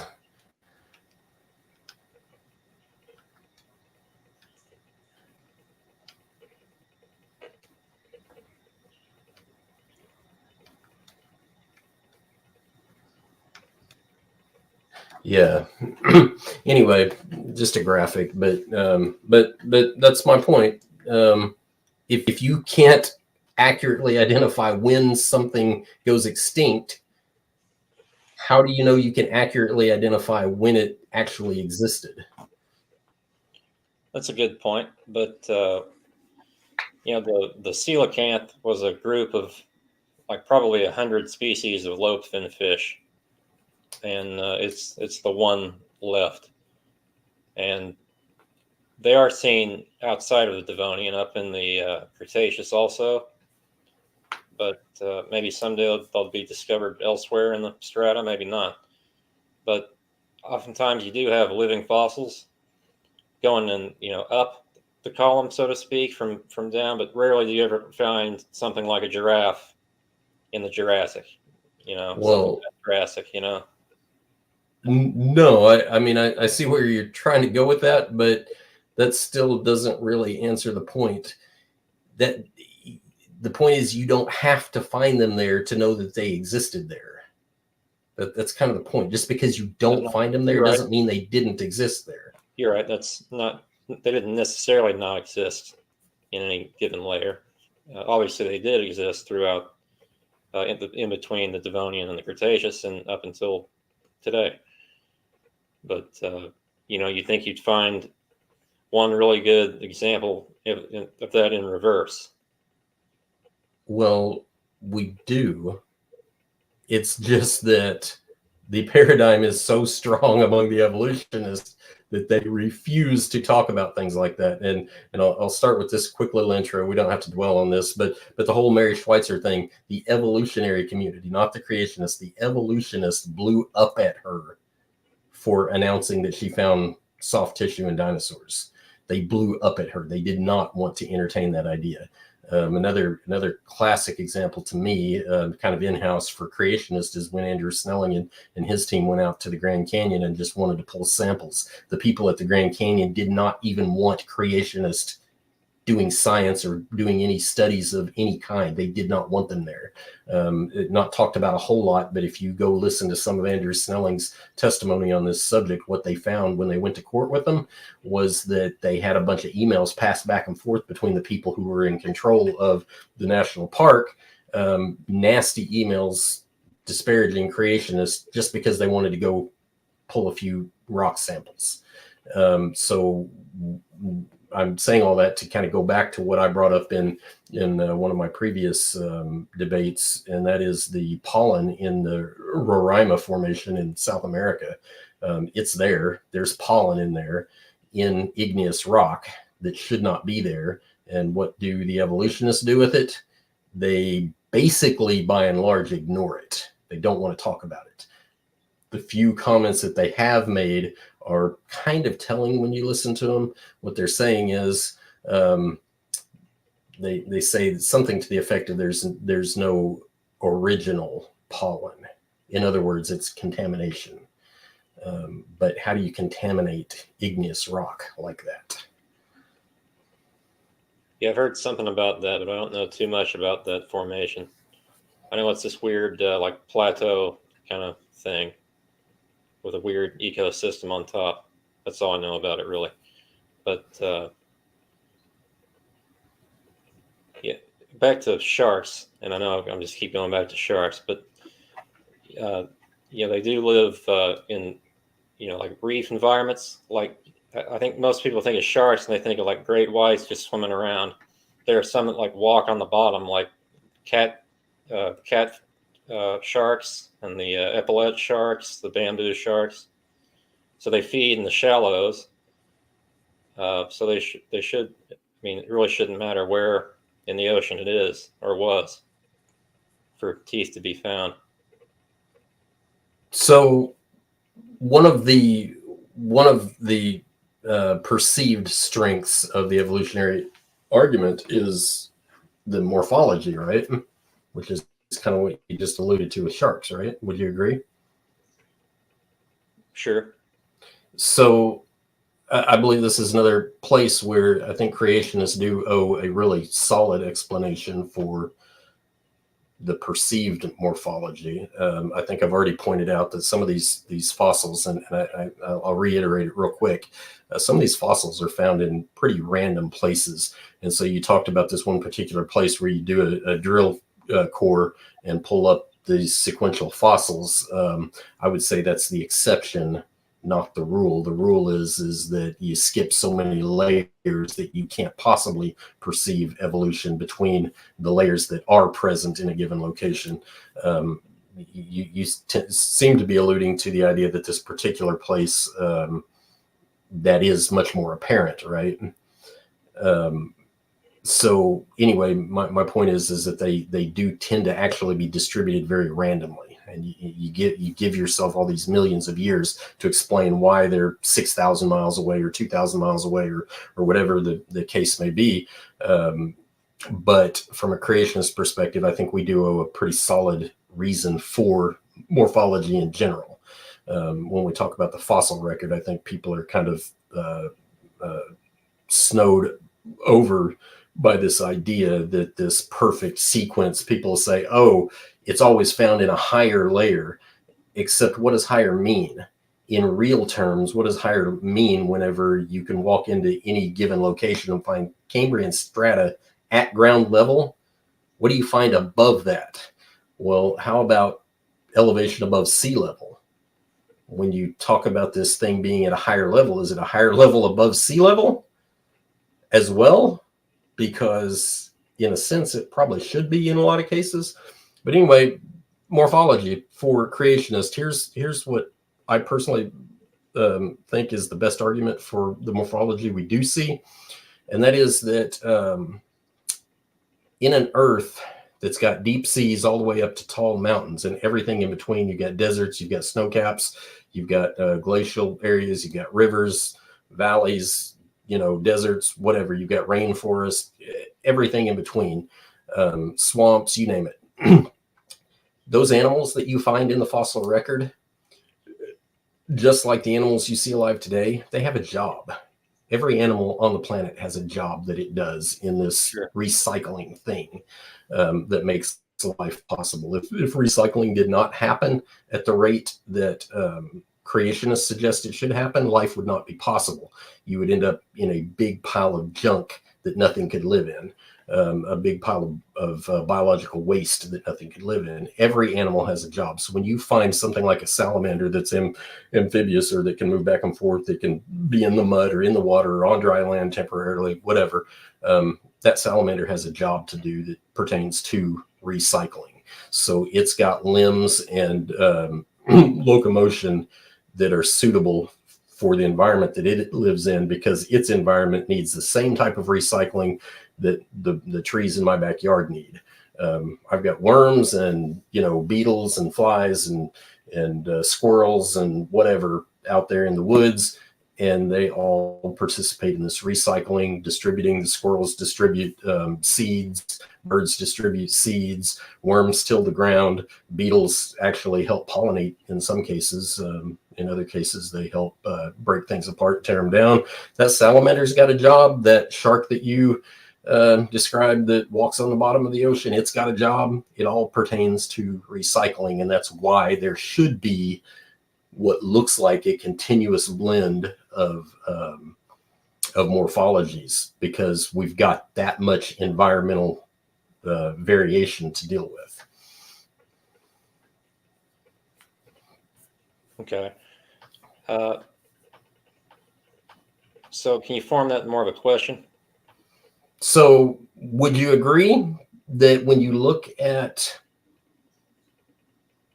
the morphological differences between animals, that at the very least you can hold two logical possibilities, one being your paradigm, obviously you're going to consent to that, and the other one being that you can find what looks like transitional morphology because you need a broad spectrum of locomotion to inhabit an entire planet? Well, when it comes to the shark, they're not really they don't really have the same bones that would indicate some kind of transition going on. I mean, it's just fins, but just kind of in a different configuration. I mean, it's not really a transitional type structure. Okay, but I mean, pick your favorite example of what you think is transitioning. The whale example, and you said I can't even hardly pronounce the name of it. The Mesonykid. You said it wasn't a direct ancestor of whales. I think you would probably consent that it was at least some ancestral branch or something, right? Maybe. But even if that's not it and it's something else, you still consent to the idea that a four-legged land mammal eventually, over time, and through enough mutations, evolved into whales, right? Right. So, I mean, that's a prime example. You've got four-legged mammal here, and then you've got what looks more like a semi-aquatic creature here.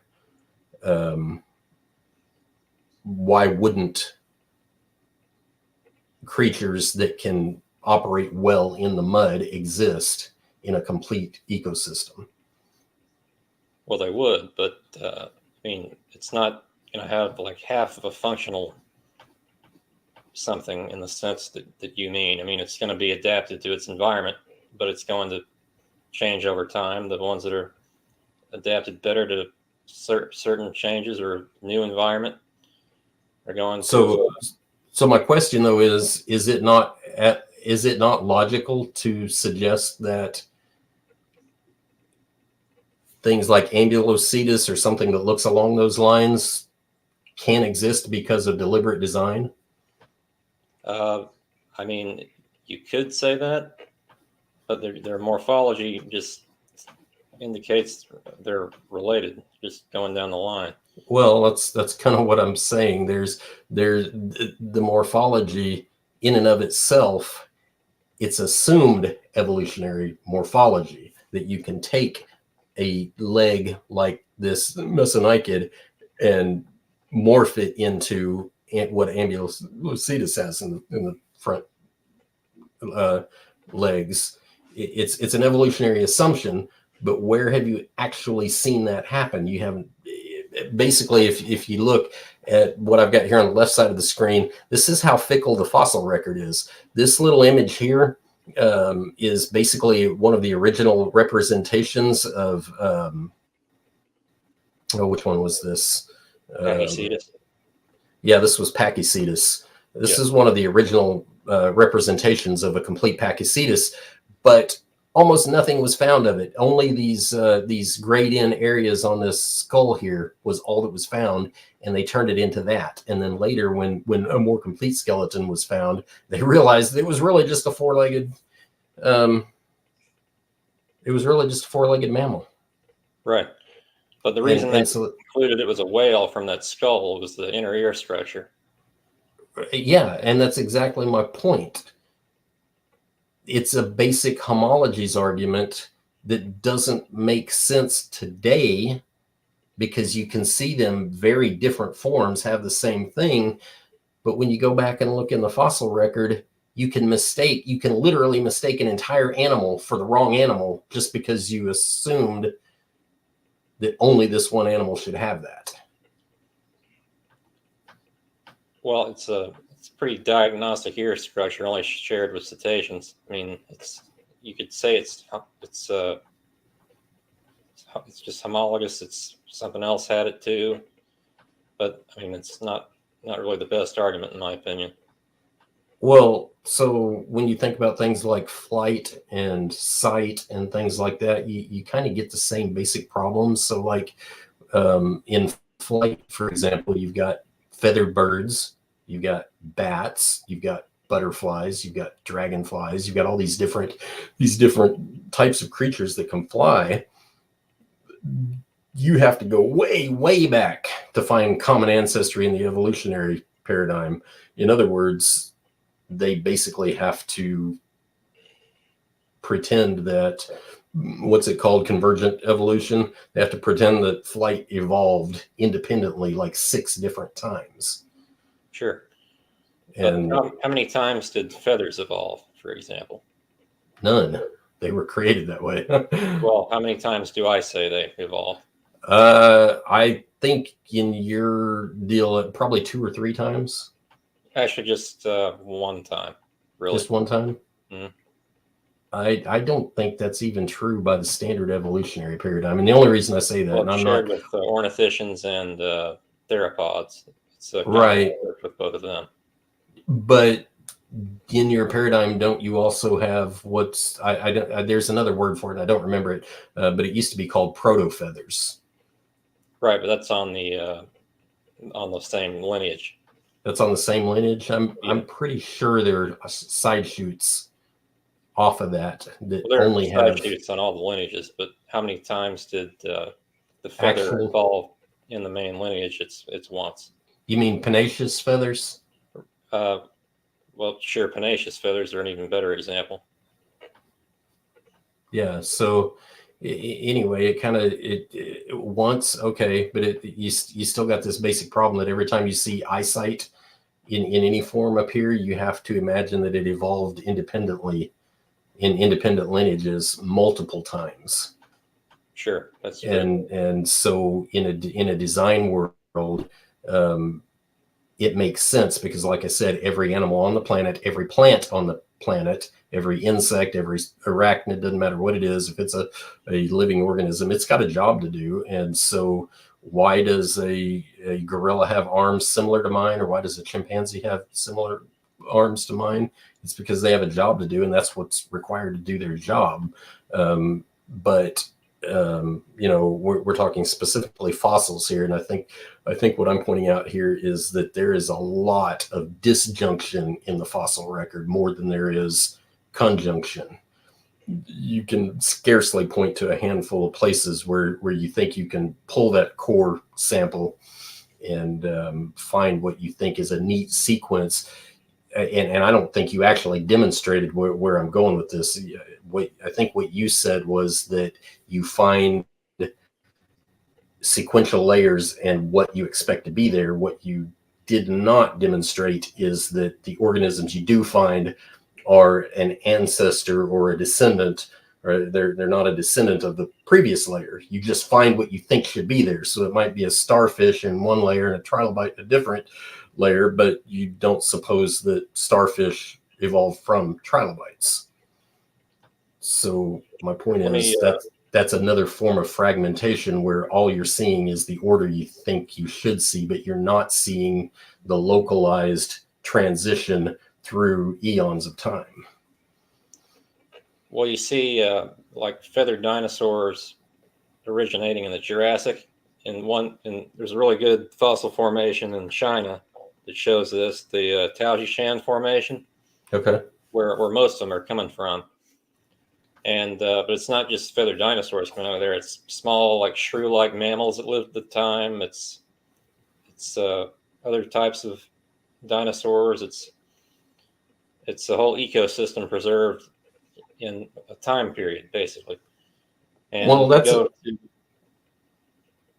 to like early Cretaceous. You have the first early birds, so to speak.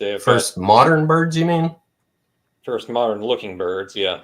Fairly modern, but they still have the 3 digits on the wing and teeth, and they're in the higher up in the strata.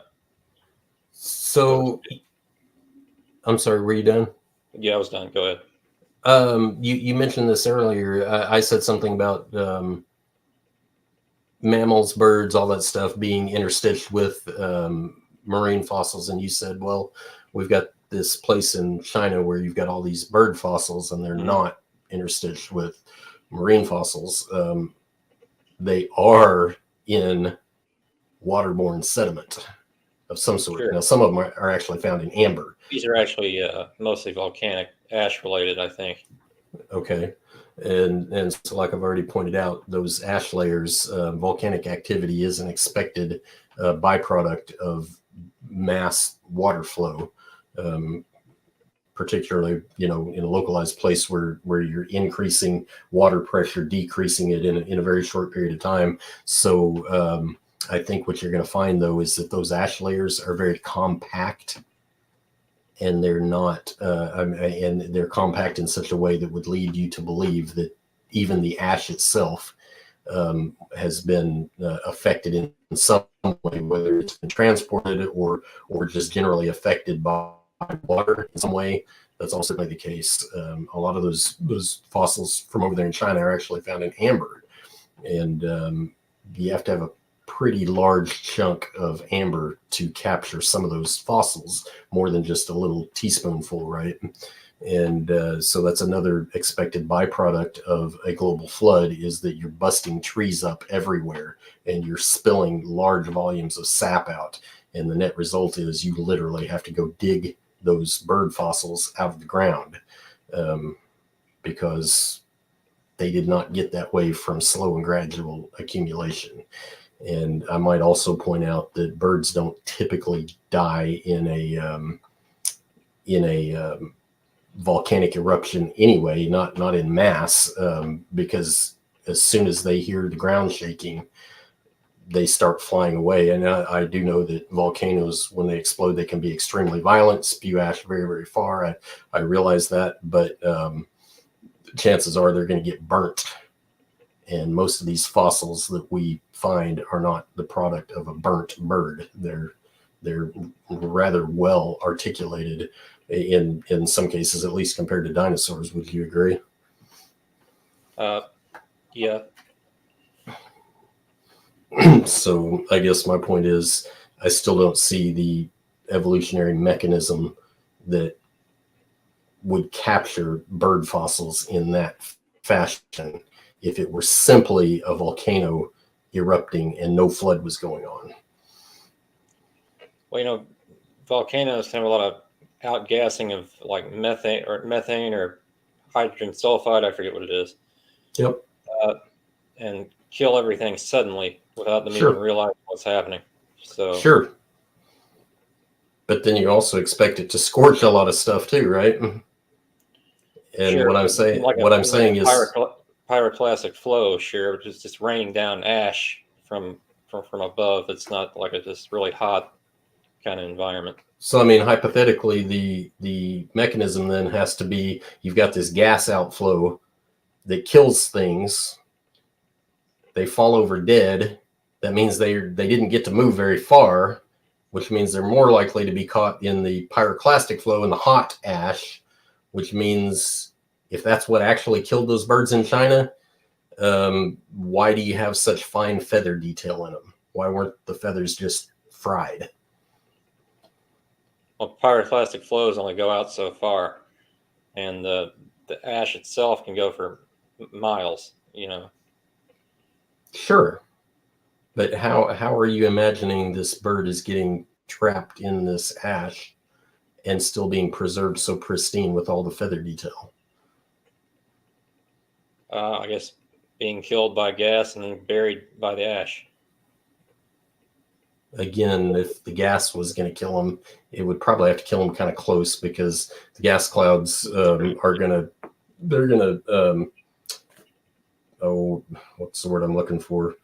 The concentration in the air of the gas cloud is going to go down exponentially as distance increases from the volcano. Sure. But also, all right, well, let me jump in here, gentlemen. I got to say, this has been a fantastic discussion. So many good points discussed and very thorough. Like, I think this was one of the most thorough and probably interesting debates on the fossil record that exists, because both of you guys have clearly looked heavily into this.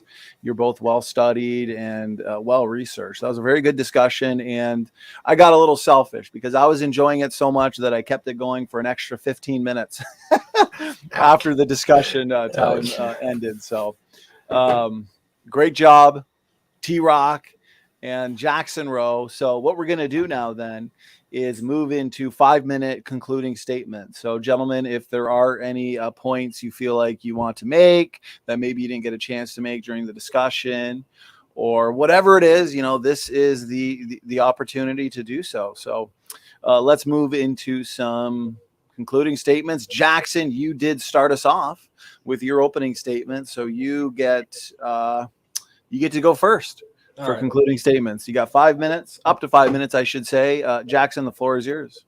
All right. Well, I was just going to say something about pyroclastic flows. Have you ever seen, I don't know, you probably know what I'm talking about when you hear me say it, the video of the van running away from this volcanic ash flow that's going down one side of the volcano, basically.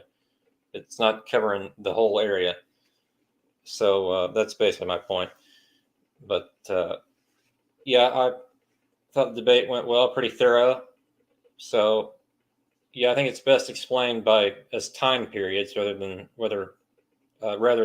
like ecological zonation or hydrologic sorting or any of that. But I doubt anyone's mind is going to change who's not totally on the fence, and there are very few people who are truly on the fence in this type of debate. But still fun to talk about. And I'm looking forward to the after show and the questions also. So I'll hand it back. Well, thank you for that concluding statement there, Jackson. I'm telling you, with these debates, time flies by. I mean, 2 hours just like that, you'd never even know it. Before we hand it to TRock, Jackson Roe, you'll be back here next week. or maybe in 2 weeks, actually, the Great Transitional Fossils debate, you and Christopher Silvius. And then you'll also be back here to debate Ken Hovind next month, I believe on the 17th. So TRock, let's hand it over to you now, brother. You have a 5-minute concluding statement whenever you're ready. If you want me to share screen, let me know. But the floor is yours. Thank you. And again, thank you, Jackson, for participating in the discussion. Thank you, Donnie, for hosting the debate and moderating. And a big thank you to the audience. The audience is actually what, to me, makes it really worthwhile. So thank you guys for tuning in.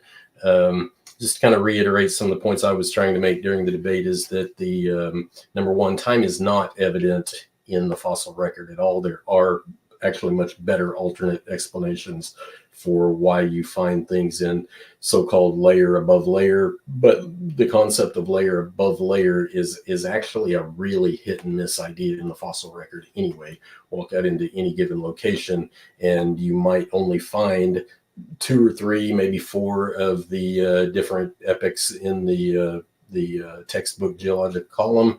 And so what happened to all the other ones? Well, that time is missing, and that's why they use words like unconformity, nonconformity, that sort of thing.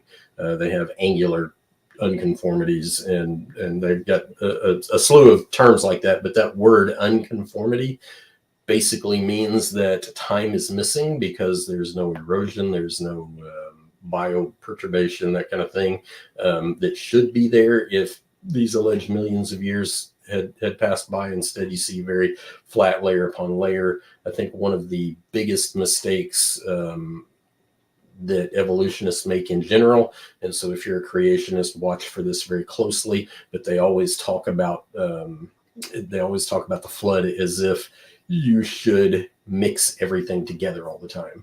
And that is absolutely not true. It does not signal an understanding of geophysics at all. I was trying to make this point with tides moving in and out.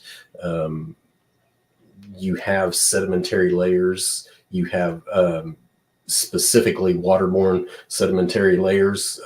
Most mainstream geologists in the evolutionary camp do not attempt to deny this.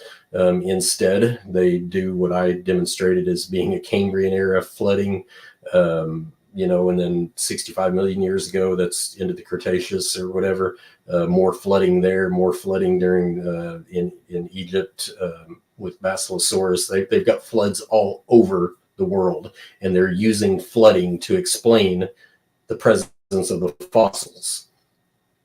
But by the same token, they're trying to use the location that you find the fossil as some sort of context for how it lived and died, or how it lived, actually. But it's counterintuitive, but it's counterintuitive for a reason. It's because it's a big logical fallacy. You've got flooding everywhere, which signifies transport by definition in most cases, particularly with land animals. And so it's not both. It's not flooding and that's where they happen to live. Either there was an ocean there and dinosaurs didn't live in the ocean, or there was not an ocean there and the dinosaurs lived there. But it's obvious that they're not refuting the idea that the dinosaurs are there because of flooding in most cases. I've also pointed out that they have misidentified through lack of experimentation, actually, things like aeolian deposits. They basically, what led the first geologists to make that claim was probably just simply the lack of fossils in the Coconino Sandstone example. So they come along, they say, oh, no fossils here, it must be, but we do have trackways, so it must be aeolian, with virtually no experimentation to support that. When you actually do experiments, you find out that a very different scenario is probably the explanation. Another example would be the limestone. It was brought up briefly about some types of deposits like evaporites. I'm going to suggest that this is another point where evolutionists have not done enough experimentation to even know. They basically just made an assertion. If you find 30-meter thick limestone, like pure limestone comes in different grades depending on how many and the size of the chunks of some of the marine organisms that might be mixed in it. But if you find 30 meters of very pure limestone, that's a real good indication that it was not a shallow sea that sit there for millions and millions of years, letting that limestone slowly drift to the bottom of it. I think what someone said was an inch per 10,000 years or something like that. It's a ridiculous scenario. And so the statement has been made that we know this rate is correct because of experimentation. I'm going to suggest no, that's absolutely incorrect. Probably what somebody did was took some limestone-rich water, put it in a tank, and sit there and watched it settle out real slow. But I'm going to suggest that's not what most ocean floors look like at all. They tend to get a lot of debris and trash mixed in with them. They're warm and cold ocean currents that move through places all over the world. It's not a static environment anywhere for ridiculously long periods of time like that. But instead, I'm going to suggest that limestone is deposited rapidly like that because what the evolutionary scientists have not done is explained exactly what the source was for the limestone itself. It's ground up shells of marine organisms like, I don't know, maybe crabs and, seashells, different things. But the point is that this is much more likely to be the case of a large current of water sweeping up a huge amount of belemnids and different types of organisms like that, and basically grinding them in transport into powder.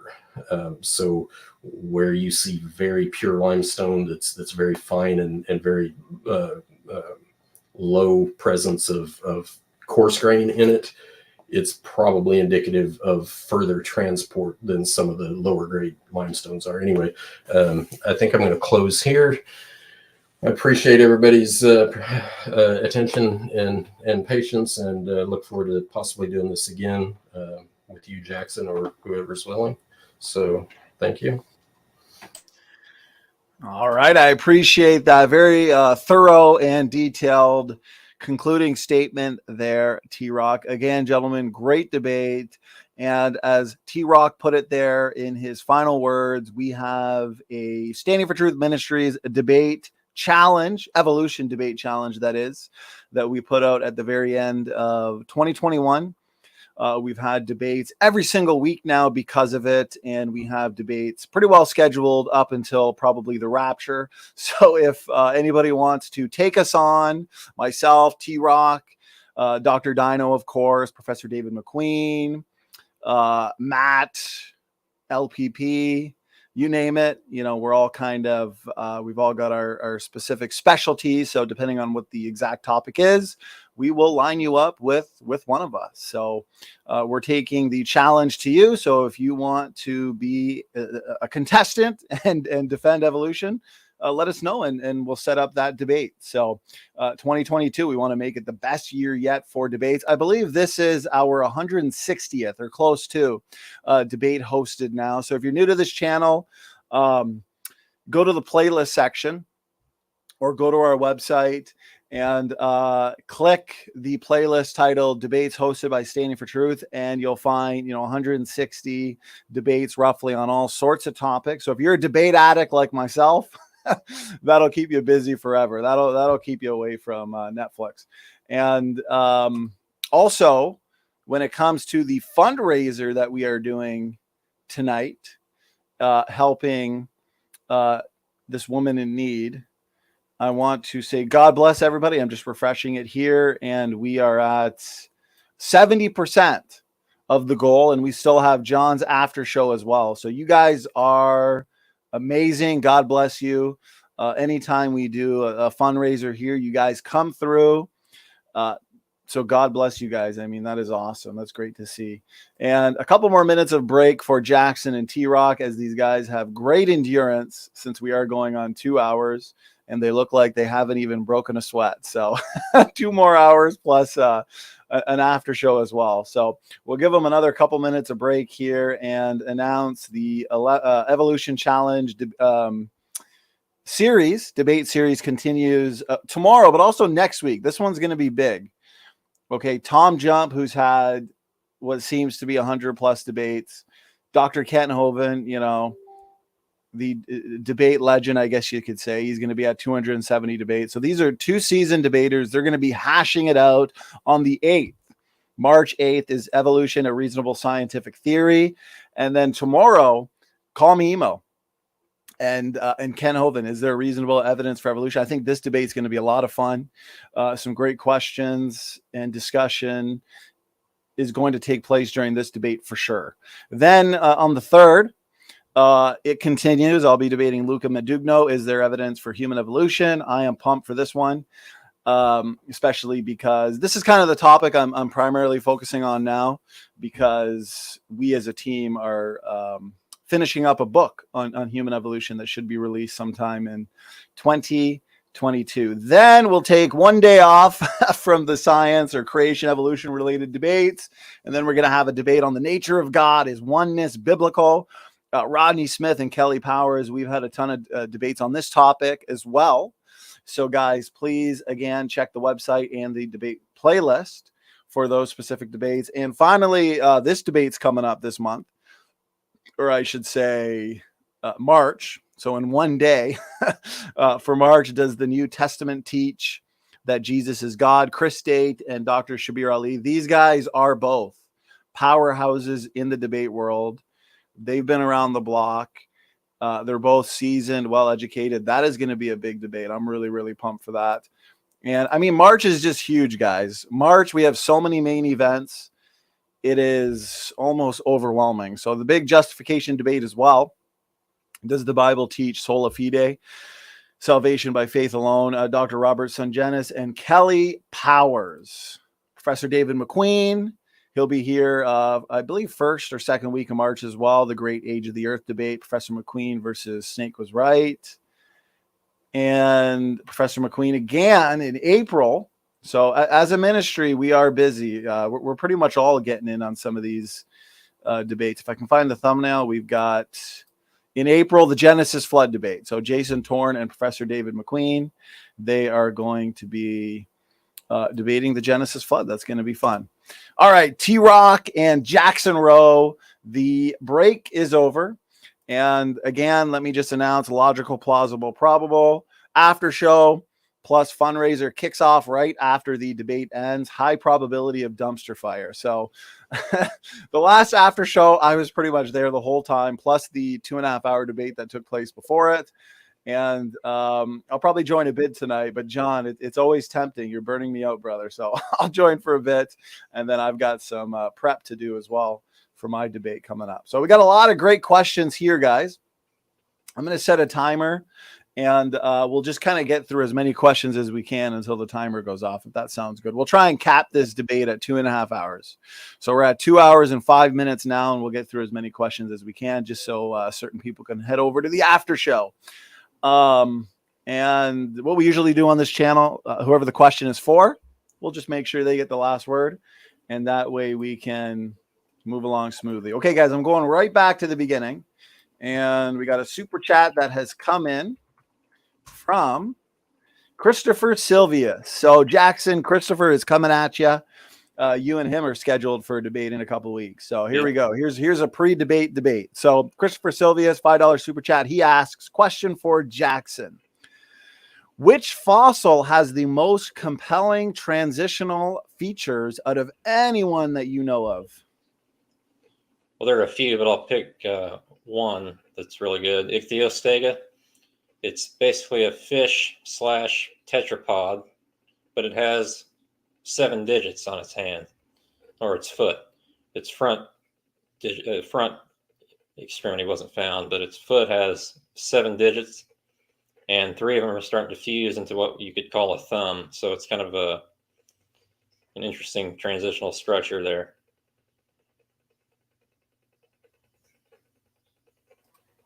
All right, I appreciate that response there, Jackson. TRock, let's hand it over to you for your response. So, talk about digits being fused. How in the world do you distinguish in the fossil record between digits being fused by some kind of birth defect, some kind of malformity, and digits being fused because they're transitioning into something else? I don't think that's an easy question at all to answer. So, when we talk about compelling transitional features, of course, as a creationist, I don't believe there are any, but I believe that what I pointed out, that every creature on the planet has a job in the ecosystem in which it lives. So I personally think it's at least as reasonable. Obviously, I think it's much more reasonable, but I think it's at least as reasonable to see some of what you call transitional forms, which are actually very large gaps in between really, really, really large gaps. But what you're actually seeing is, yeah, some creatures exist because they have to be like the salamander. They have to be halfway in between the watery environment and the land environment. So it makes sense for them to have something that improves their swimming ability while at the same time being able to move about on dry land as well. All right, I appreciate that, TRock. And Jackson, question was for you. Get the last word. All right. Well, if you don't like Ichthyostega, you can take Acanthostega. It had 8 digits, so it's pretty unlikely that 2 of them would have birth defects like that. But anyway, that's all. All right, I appreciate it. Next question here comes in from Stephen Tibet. I appreciate your question, Stephen. So he asked, question for you, Jackson. He asks, how do you explain the crushed trilobite in a shoe print or the tracks of dinosaurs and humans found together? Well, as far as I can tell, that's not really a shoe print. But the human and dinosaur tracks, there are a few of those that have been claimed, like the Elvis Delk print. I did a video on that a while back. It's kind of just a funny video, wasn't serious at all. But anyway, that one was actually a fake one. But there's some trackway that's actually just eroded, I think, theropod tracks. And the further back you go on the trackway, the more they start to look like dinosaurs. But further up here, they look a little human-shaped. So I think that's what he's talking about. All right, I appreciate it, Jackson. And let's hand it over to TRock now for his response.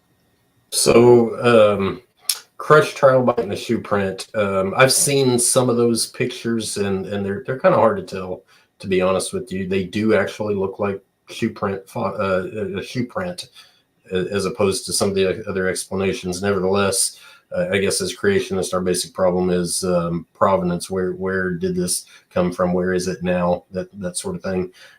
But moving on to tracks of dinosaurs and humans found together. Now, Glen Rose, Texas is famous for this idea, and I've not personally been down there. My father has. He's told me a little bit about it. I kind of misunderstood what they were actually seeing for a long time. But what really telling thing about this is, okay, so when you go see that, as I understand it now, what you're actually going to do is walk into a shop and see casts of these things. And so obviously mainstream paleontologists and geologists are not going to accept that. Being in a creation museum, they're not going to accept it anyway. But the really telling part is that they literally blocked off the trail where those things were found and won't let people go out there anymore. So that's kind of my take. I think there is some truth to it. It's very difficult to establish, but it's because of how protective the evolutionists are over contra evidence. Thank you, TRock, for that response. And as always, Jackson, question was for you. So to be fair, you get the last word. Well, I don't know. I don't think there's a big conspiracy to prevent evidence from coming to light in that sense. That's all. All right, I appreciate it, Jackson. And the next question here comes in from SWE, and she gives a $5 super chat. I appreciate the super chat and support, and always with a good question in that SWE. So, question for TRock. TRock, are you aware that we can see the blowhole move from the face to the back of the head as whales develop, developmentally speaking? So on an embryological level, I guess. So, am I aware? Yes, I'm aware that there are a series of fossils where they say that the blowhole in quotation marks is moving, because it's probably nostrils in one sense, and an actual blowhole at the end of the supposed transition. But this question says, am I aware that we can see? No, you cannot see the blowhole moving. What you can see is a series of fossils where supposed blowholes, more likely nostrils in some cases, are in different positions. You do not actually see it moving. What you have to do somewhere in there is you have to make a jump that something that traditionally has its nostrils in the front became a blowhole in the back. So no, you did not see any of that. All you see is a few of the steps that you think lead to that conclusion. Thank you, TRock, and thank you, SWE and Jackson. Over to you for your response. Well, she was talking about embryologically, like it moves from the front to the top. But for the fossils, they do start out on the front on like Pachycetus and Cuchicitus, and go to the middle of the protoceted species, and then at the end, of course, they have modern whales. So that's all I have to add. And, yeah, go ahead, TRock. Okay, yeah, no, that's a fair point. I did not actually read through the entire question, but no, that's a fair point. But here's the problem with that. You can also see tadpoles become frogs, and it happens within a single lifetime. In other words, it does not take millions of years. So, nor do you have basically if a tadpole does not become a frog, it's dead. That's what happens to morphology. Developmentally speaking, that's what happens to morphology when it does something other than what its actual intended end point is supposed to be. So the fact that you see this blowhole moving in a developing whale in the fetus or whatever, okay, but you also have caterpillars turning into butterflies in a single lifetime. No millions of years are required. Thank you for the engagement, Jackson and TRock. Great question as well, so I appreciate that. Next one here comes in from Power Word, and I am just getting it in the chat and putting it up on screen in 3, 2, 1. Power Word, who's a new member. I appreciate it. Power Word, I appreciate the support. So he says, question for Jackson. So they're all coming at you, Jackson.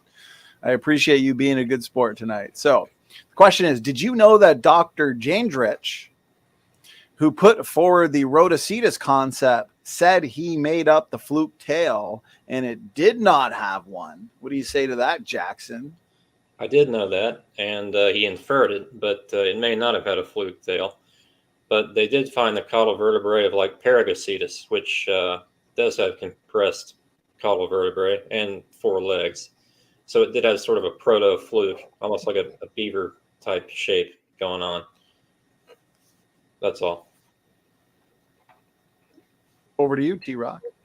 So this idea here is actually kind of alludes to a broader idea of how evolutionary storytelling comes about, and that is pick your beginning and end point of evolution where something's transitioning to something else, lower primates to humans or dinos to birds, whatever you like.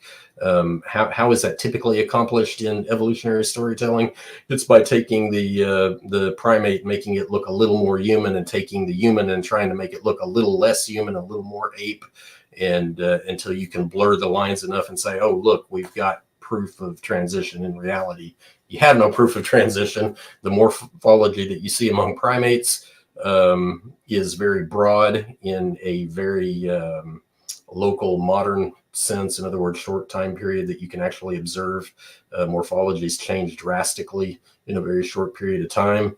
And so it's basically what the question here is alluding to is the same basic problem with most of the evolutionary storytelling. It has to do with coming up with some story to try and blend 2 points together that really aren't.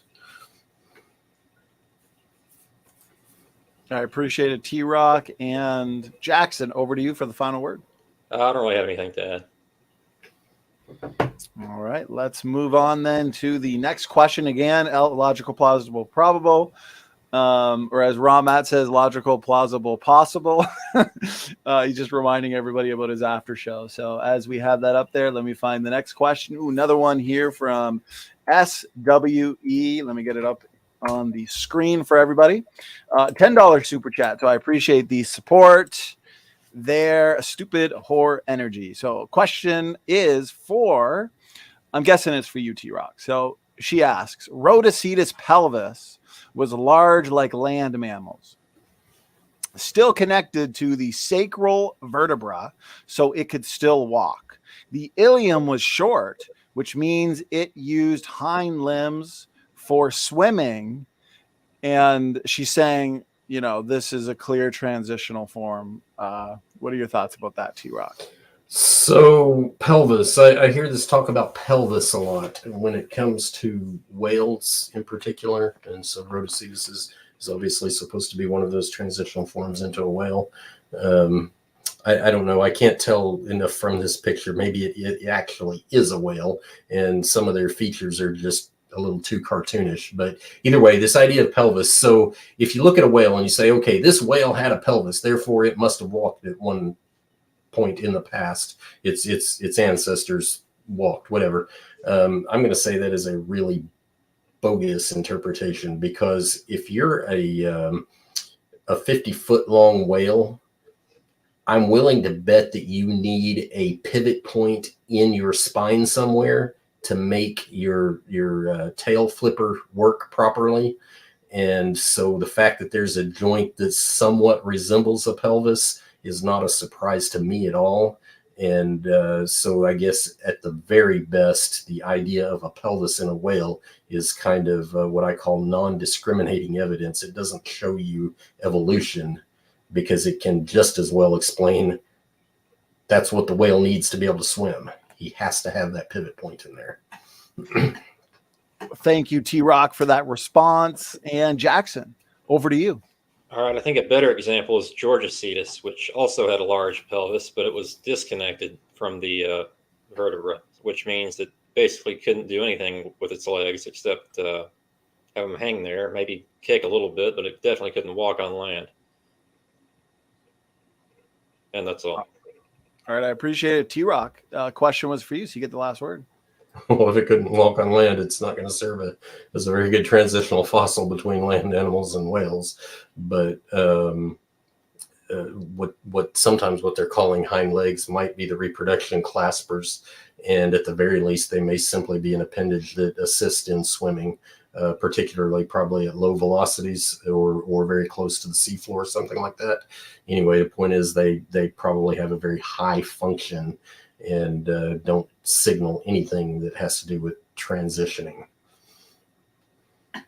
Thank you, TRock, for that response. So Sea Science Film Labs has a question for Jackson.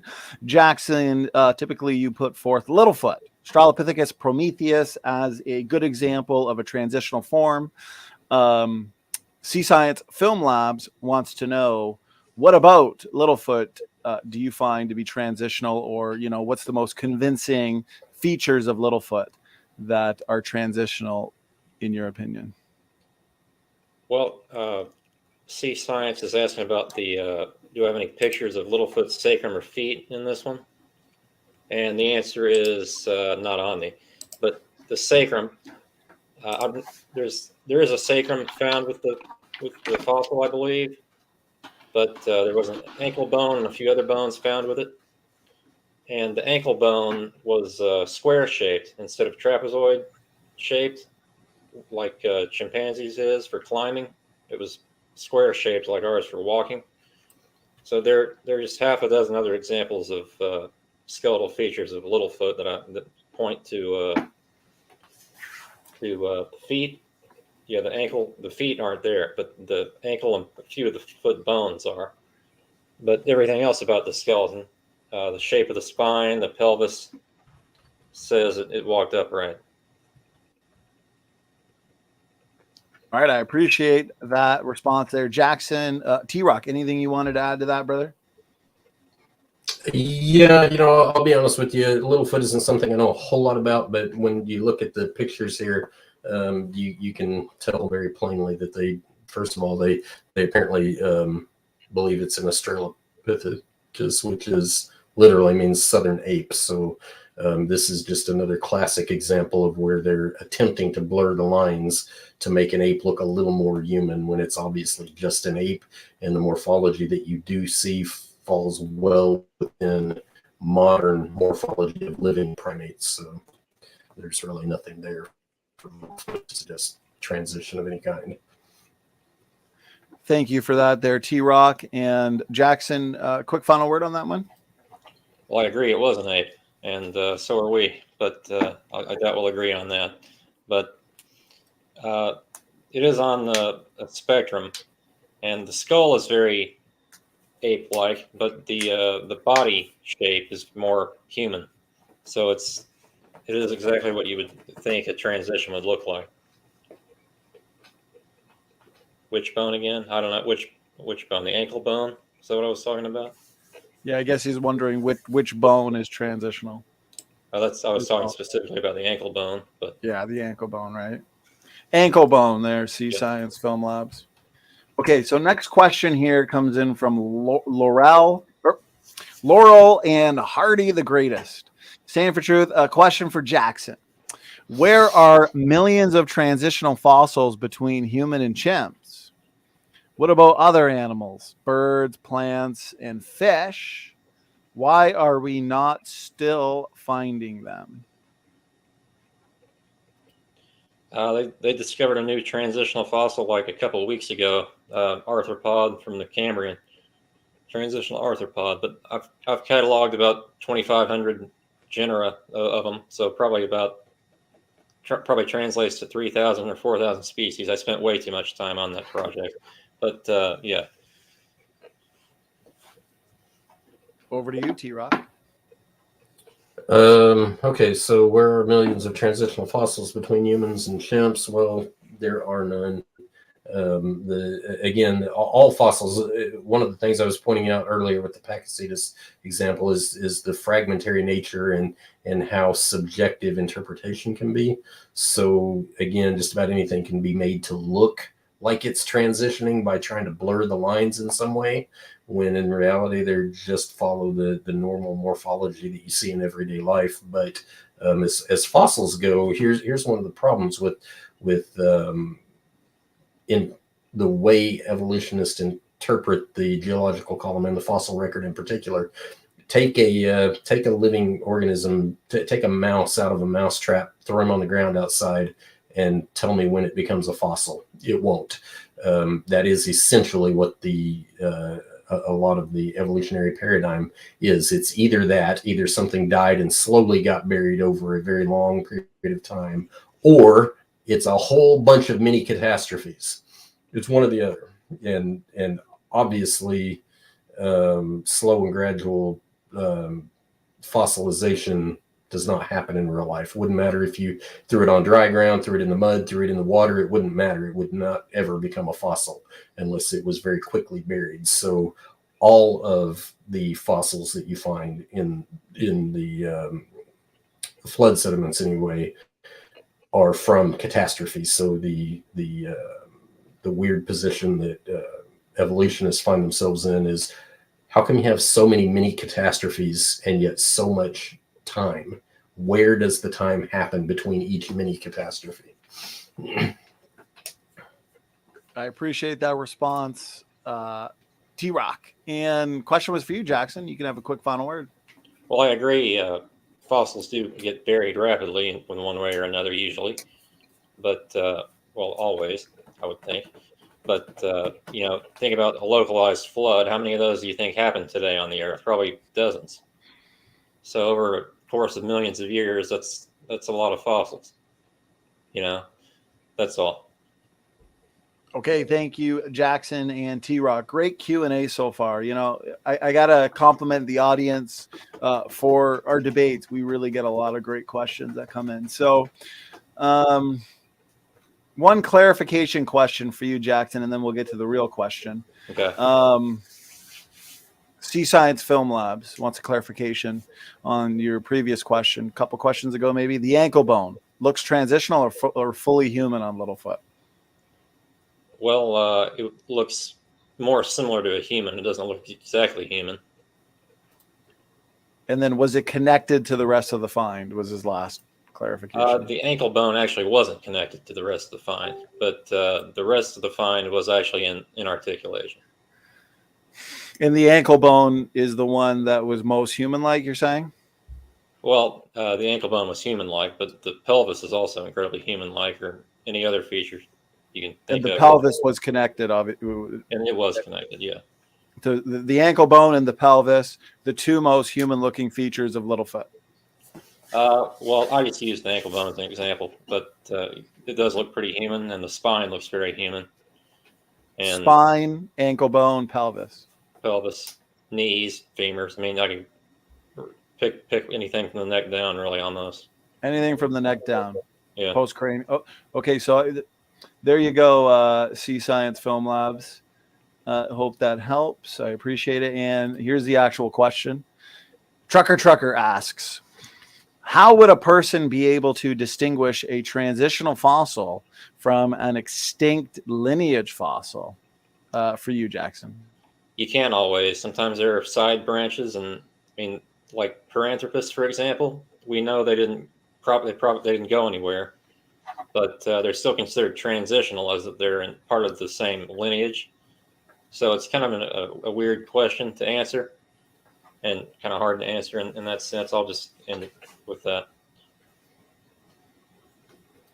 TRock, over to you. Anything you want to respond to in the last couple minutes, including? Sure. On Littlefoot, that kind of highlights the fragmentary nature of a lot of the fossil record and how subjective interpretation can be, because you can find things in fragments, and then literally, like if you look at the spine or the rib cage, or I mean, pick a kind of a greater feature of a skeleton, literally the angle in which you try to reassemble them can dictate what you think it may have been or may be coming, or however you want to say it.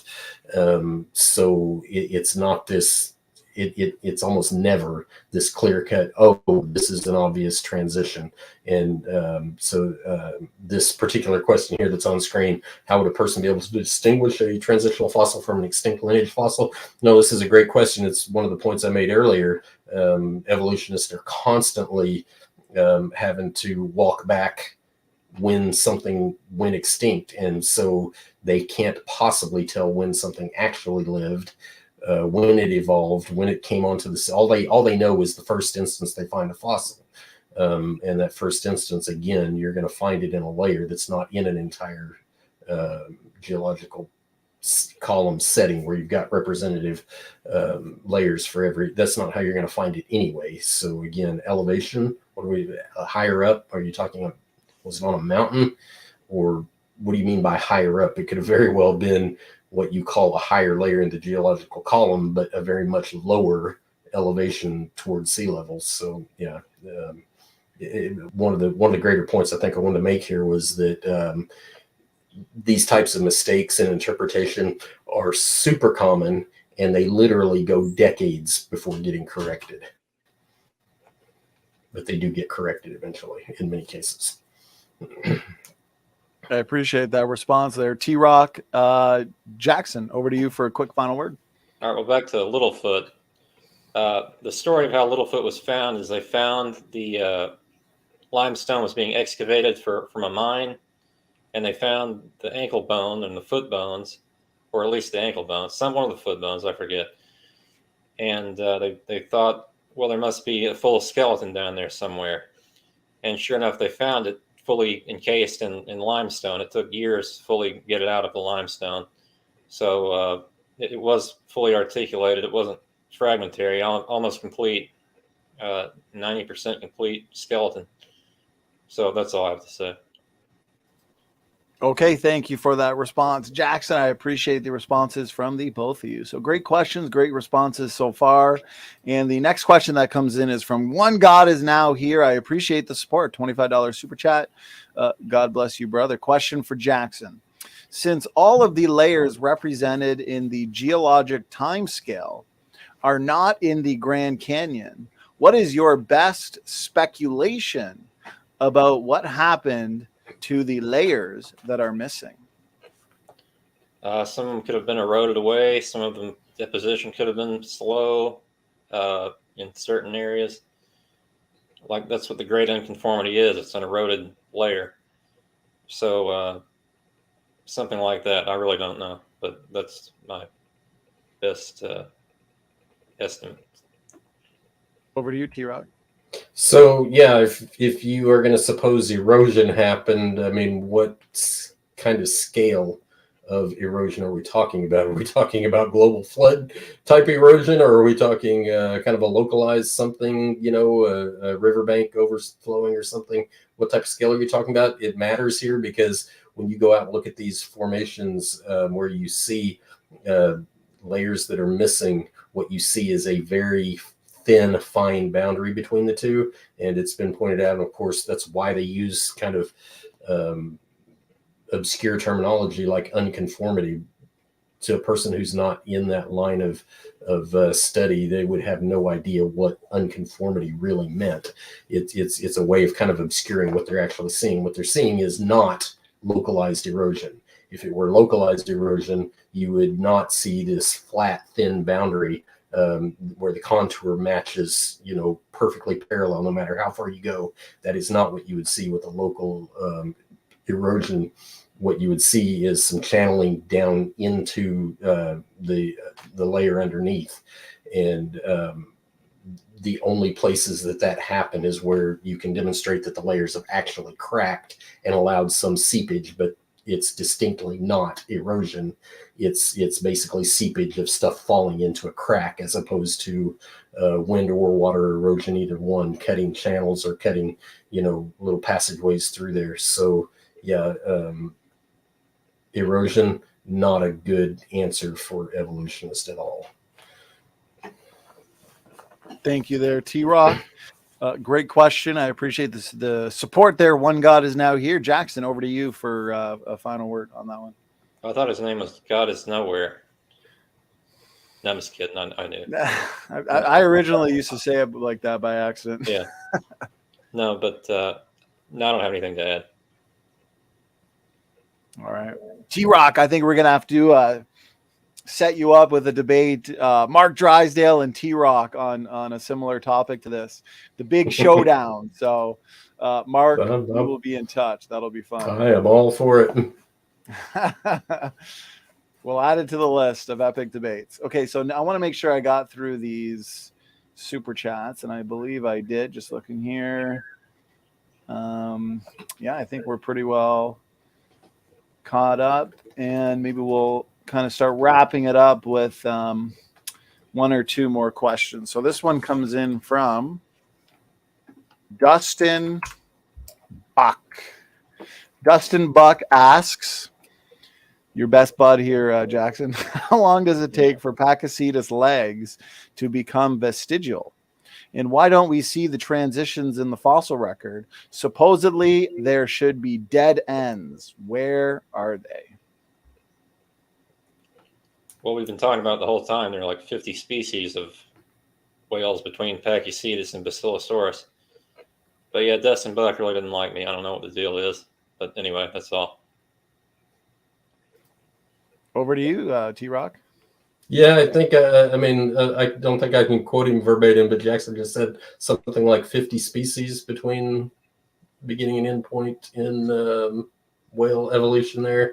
Why don't we see transitions in the fossil record? Well, obviously I'm a creationist and we don't see transitions because such things don't actually exist. So here was the logic behind someone asserting that we do see transitions, or we should see transitions, either one. Mainly evolutionists say we do see them, but the 50 species, you can literally see animals speciate in real time today. Doesn't take millions of years. So the 13, 15, 20 million years, whatever the timeline is, from the beginning to the end point of whale evolution, you should have a whole lot more than 50 species by today's standards. And there should be a lot more so-called transitions, if they did exist, than just 5 or 6 or 8 or 10 or even 50. That's not nearly enough given how fast we know that speciation actually can occur.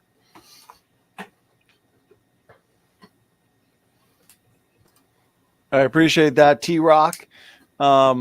Jackson, question was for you, so you get the final word. Well, they're finding new ones all the time. They found Pheomocetus last year, or not even last year. And obviously, these 50 aren't the only species that ever existed. They're just the ones that we know about right now. And obviously, that number is going to continue to grow as it is already. All right, thank you, Jackson. And last question here. Chat is flying, so I'm trying to find it. It was a question from Mark Drysdale, so see if I can. Here it is. So Mark Drysdale asked, question for TRock. What are your thoughts, or explain the cliffs of Dover, I guess, from a young Earth creationist or global flood position or perspective? So it's the same basic problem that I've been describing close to Dover. So the idea is I think they're chalk cliffs, right? And so you probably don't want to see that. You don't have to share my screen. I don't have anything here to really look at. But anyway, to look at a really thick layer of whether it's chalk, limestone, could be evaporites, it doesn't matter. There's a basic problem with looking at those as deep geological time. There's a real big problem with that. And that is that anything that sits exposed to basically the boundary between two different mediums, like the ocean floor and the water above it, or the top of the mountain and the air above it, it doesn't matter. Anything that's exposed to an alternate medium like that, erosion. You should be seeing erosion, deep erosion. The more time, the more erosion you should see. Those cliffs shouldn't even be there if millions of years have expired. Now, that doesn't directly explain where they come from. Where do they come from? So chalk is microorganisms from the ocean and probably got some of the same components that's in limestone mixed in with it. But what I'm going to suggest is that in the pre-flood world, there were large blooms of organisms like that contribute to the composition of these really thick layers. And whenever you have a seismic wave coming from the middle of the ocean floor, you literally have thousands of miles in some cases, or at least hundreds of miles, where you're shoving wave velocity not being the same as the velocity of the water itself. Wave velocity can approach the speed of sound. Now, the water itself is not necessarily moving near that fast, but the water can be moving quite fast. There's a lot of energy behind it. So what you're doing is you're shoving large sections. Basically, it's like taking a giant push broom and sweeping the ocean floor all at once. And so you're literally just shoving that stuff all together in a big pile. And so why is it above sea level right now, i.e. a cliff overlooking the ocean? It's not because of deep geological time. They would appeal to uplift, but their rate of uplift is so slow that if you look at those cliffs, you do not see what you should see, where the ocean, as close as they are to the ocean, you should see where ocean waves have just obliterated them. They wouldn't last that long with a slow and gradual uplift. They had to have been deposited very rapidly, and probably both, or they either are deposited very rapidly and they're probably uplifted if they are indeed uplifted. That also would have to happen quickly, because you would not get a pure multi-meter thickness of chalk like that just standing out there in the open environment. All right, I appreciate that response, TRock. And over to you, Jackson, if there's any points you wanted to make, go ahead. Well, the thing about limestone is it's a lot of times formed by coccolithophores in the ocean, the microorganisms. And, young Earth creationists say it all formed basically in that year period of the flood. And for the amount of fossil limestone like this, there is on the world. There's just no way there were that many coccolithophores in the ocean. I mean, there's a section in Israel that's 5 kilometers thick of fossil limestone of coccolithophores. So, and coccolithophores only live in the photic zone up to 400 feet down, so they don't even take up the whole ocean. So you're packing a lot of those into a little bit of time. And that's all I have to say. And TRock, question was for you. Get the last word. So it's an interesting response to me personally, because I recently engaged with a biologist with a PhD that's an evolutionist, engaged with him directly, that gave an argument similar but different to what Jackson just alluded to, and that is that there are too many coccolithophores to account for, one short timestamp, basically. And when this biologist with a PhD in evolution made that argument, I had to think about it for a minute, because what he did was he went through a bunch of math and said this is why. What he was saying, there's too many fossils, was his argument. And I kind of went through the math and did my own math and said, wait a minute, something's wrong here. And I showed mathematically why he was wrong. His math, the numbers themselves were fine. It's his underlying assumptions and how he was applying the math that was just completely off base. And so how does that relate to what Jackson just said? He said there's 5 kilometer thick in Israel. I know Jackson understands this, but 5 kilometers of sediment in Israel is trivial compared to the size of the ocean. It is really trivial. The entire country of Israel, everything there would fit in a crevice in the bottom of the ocean without even thinking twice about it. So no, there's not too much to happen within 1 year. It's actually a very reasonable amount. If you take the volume of all the limestone in the world, it's still all the limestone that we find above sea level. It's still trivial compared to the size of the ocean. And furthermore, I would ask, you're talking about Littlefoot being found in limestone. Why was an ape in solid limestone? That's not normal. That's catastrophe. Anyway, and that's the story behind virtually every fossil scene that you find. It's some sort of catastrophe that happened quickly. So yeah, that's it. All right, and we're going to wrap it up there. Another great Q&A and another great debate. Another one in the books here. 2 hours and 45 minutes. So, lately, I don't know how we can do a debate that's really under 2.5 hours. So great job, guys. And One God is now here. I appreciate it. He says, congratulations on reaching and passing 8,000 subscribers. So I appreciate it, guys. I appreciate everybody's support. 10,000 subscribers. Here we come. And it's all thanks to you. And of course, all the glory to God. So Jackson and TRock, again, thank you so much for giving us your time for tonight's debate. Let's wrap it up with some final words and final thoughts. Why don't we start with you, Jackson? Thank you for doing this. And yeah, final words, final thoughts. Yeah, just prayers for the Russian army. No, I'm just kidding. Kind of a double joke there, because I don't pray and everyone's against the Russian army. But anyway. Oh, trying to be trying to stir the pot, Jackson? I'm trying to get ready for the after show, so that's what I'm doing. But yeah, I think this debate went well, polite and everything. I think the fossil record is best explained by deep time, obviously, and I don't think me or TRock are going to change our mind anytime soon on that. But that's fine. So yeah, let's get to the after show. All right, over to you, TRock. Thank you, brother, for doing this. Thanks for giving us your time for this awesome debate. Final words, final thoughts. Yeah, again, I just want to repeat what I've already said. Thank you, Donnie. Thank you, Jackson. Thank you to the audience for participating. I know Jackson's coming into quote unquote hostile territory, and most of the questions go to him, and I think that's fine.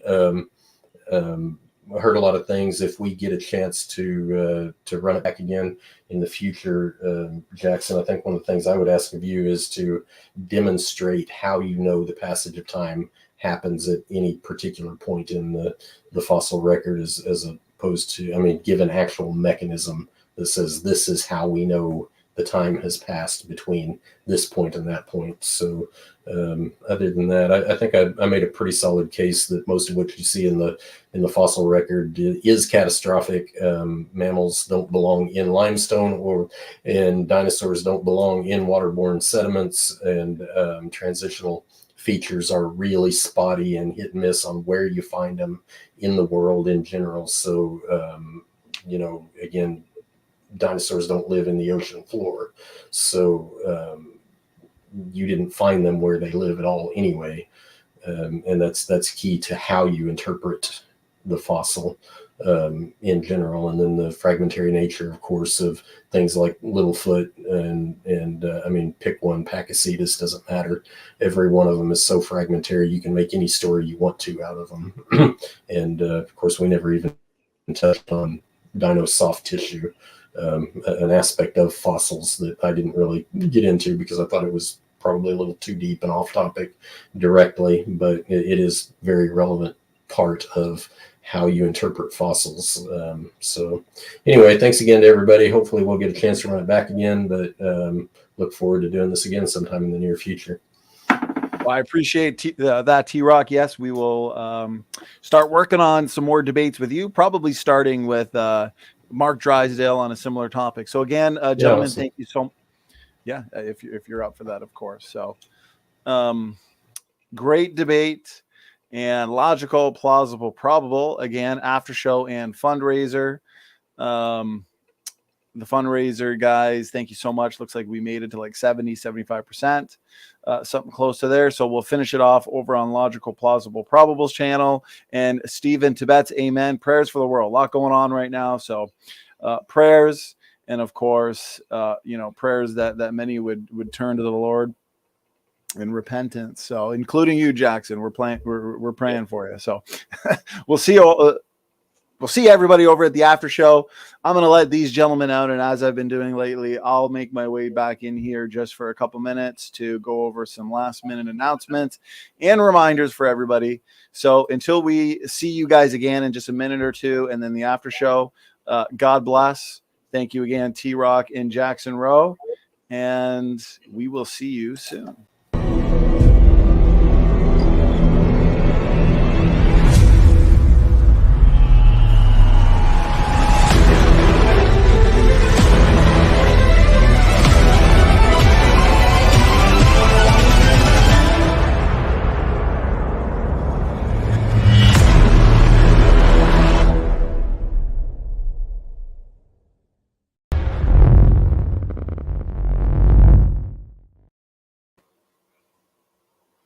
All right, I'm back, guys, just for a couple minutes here.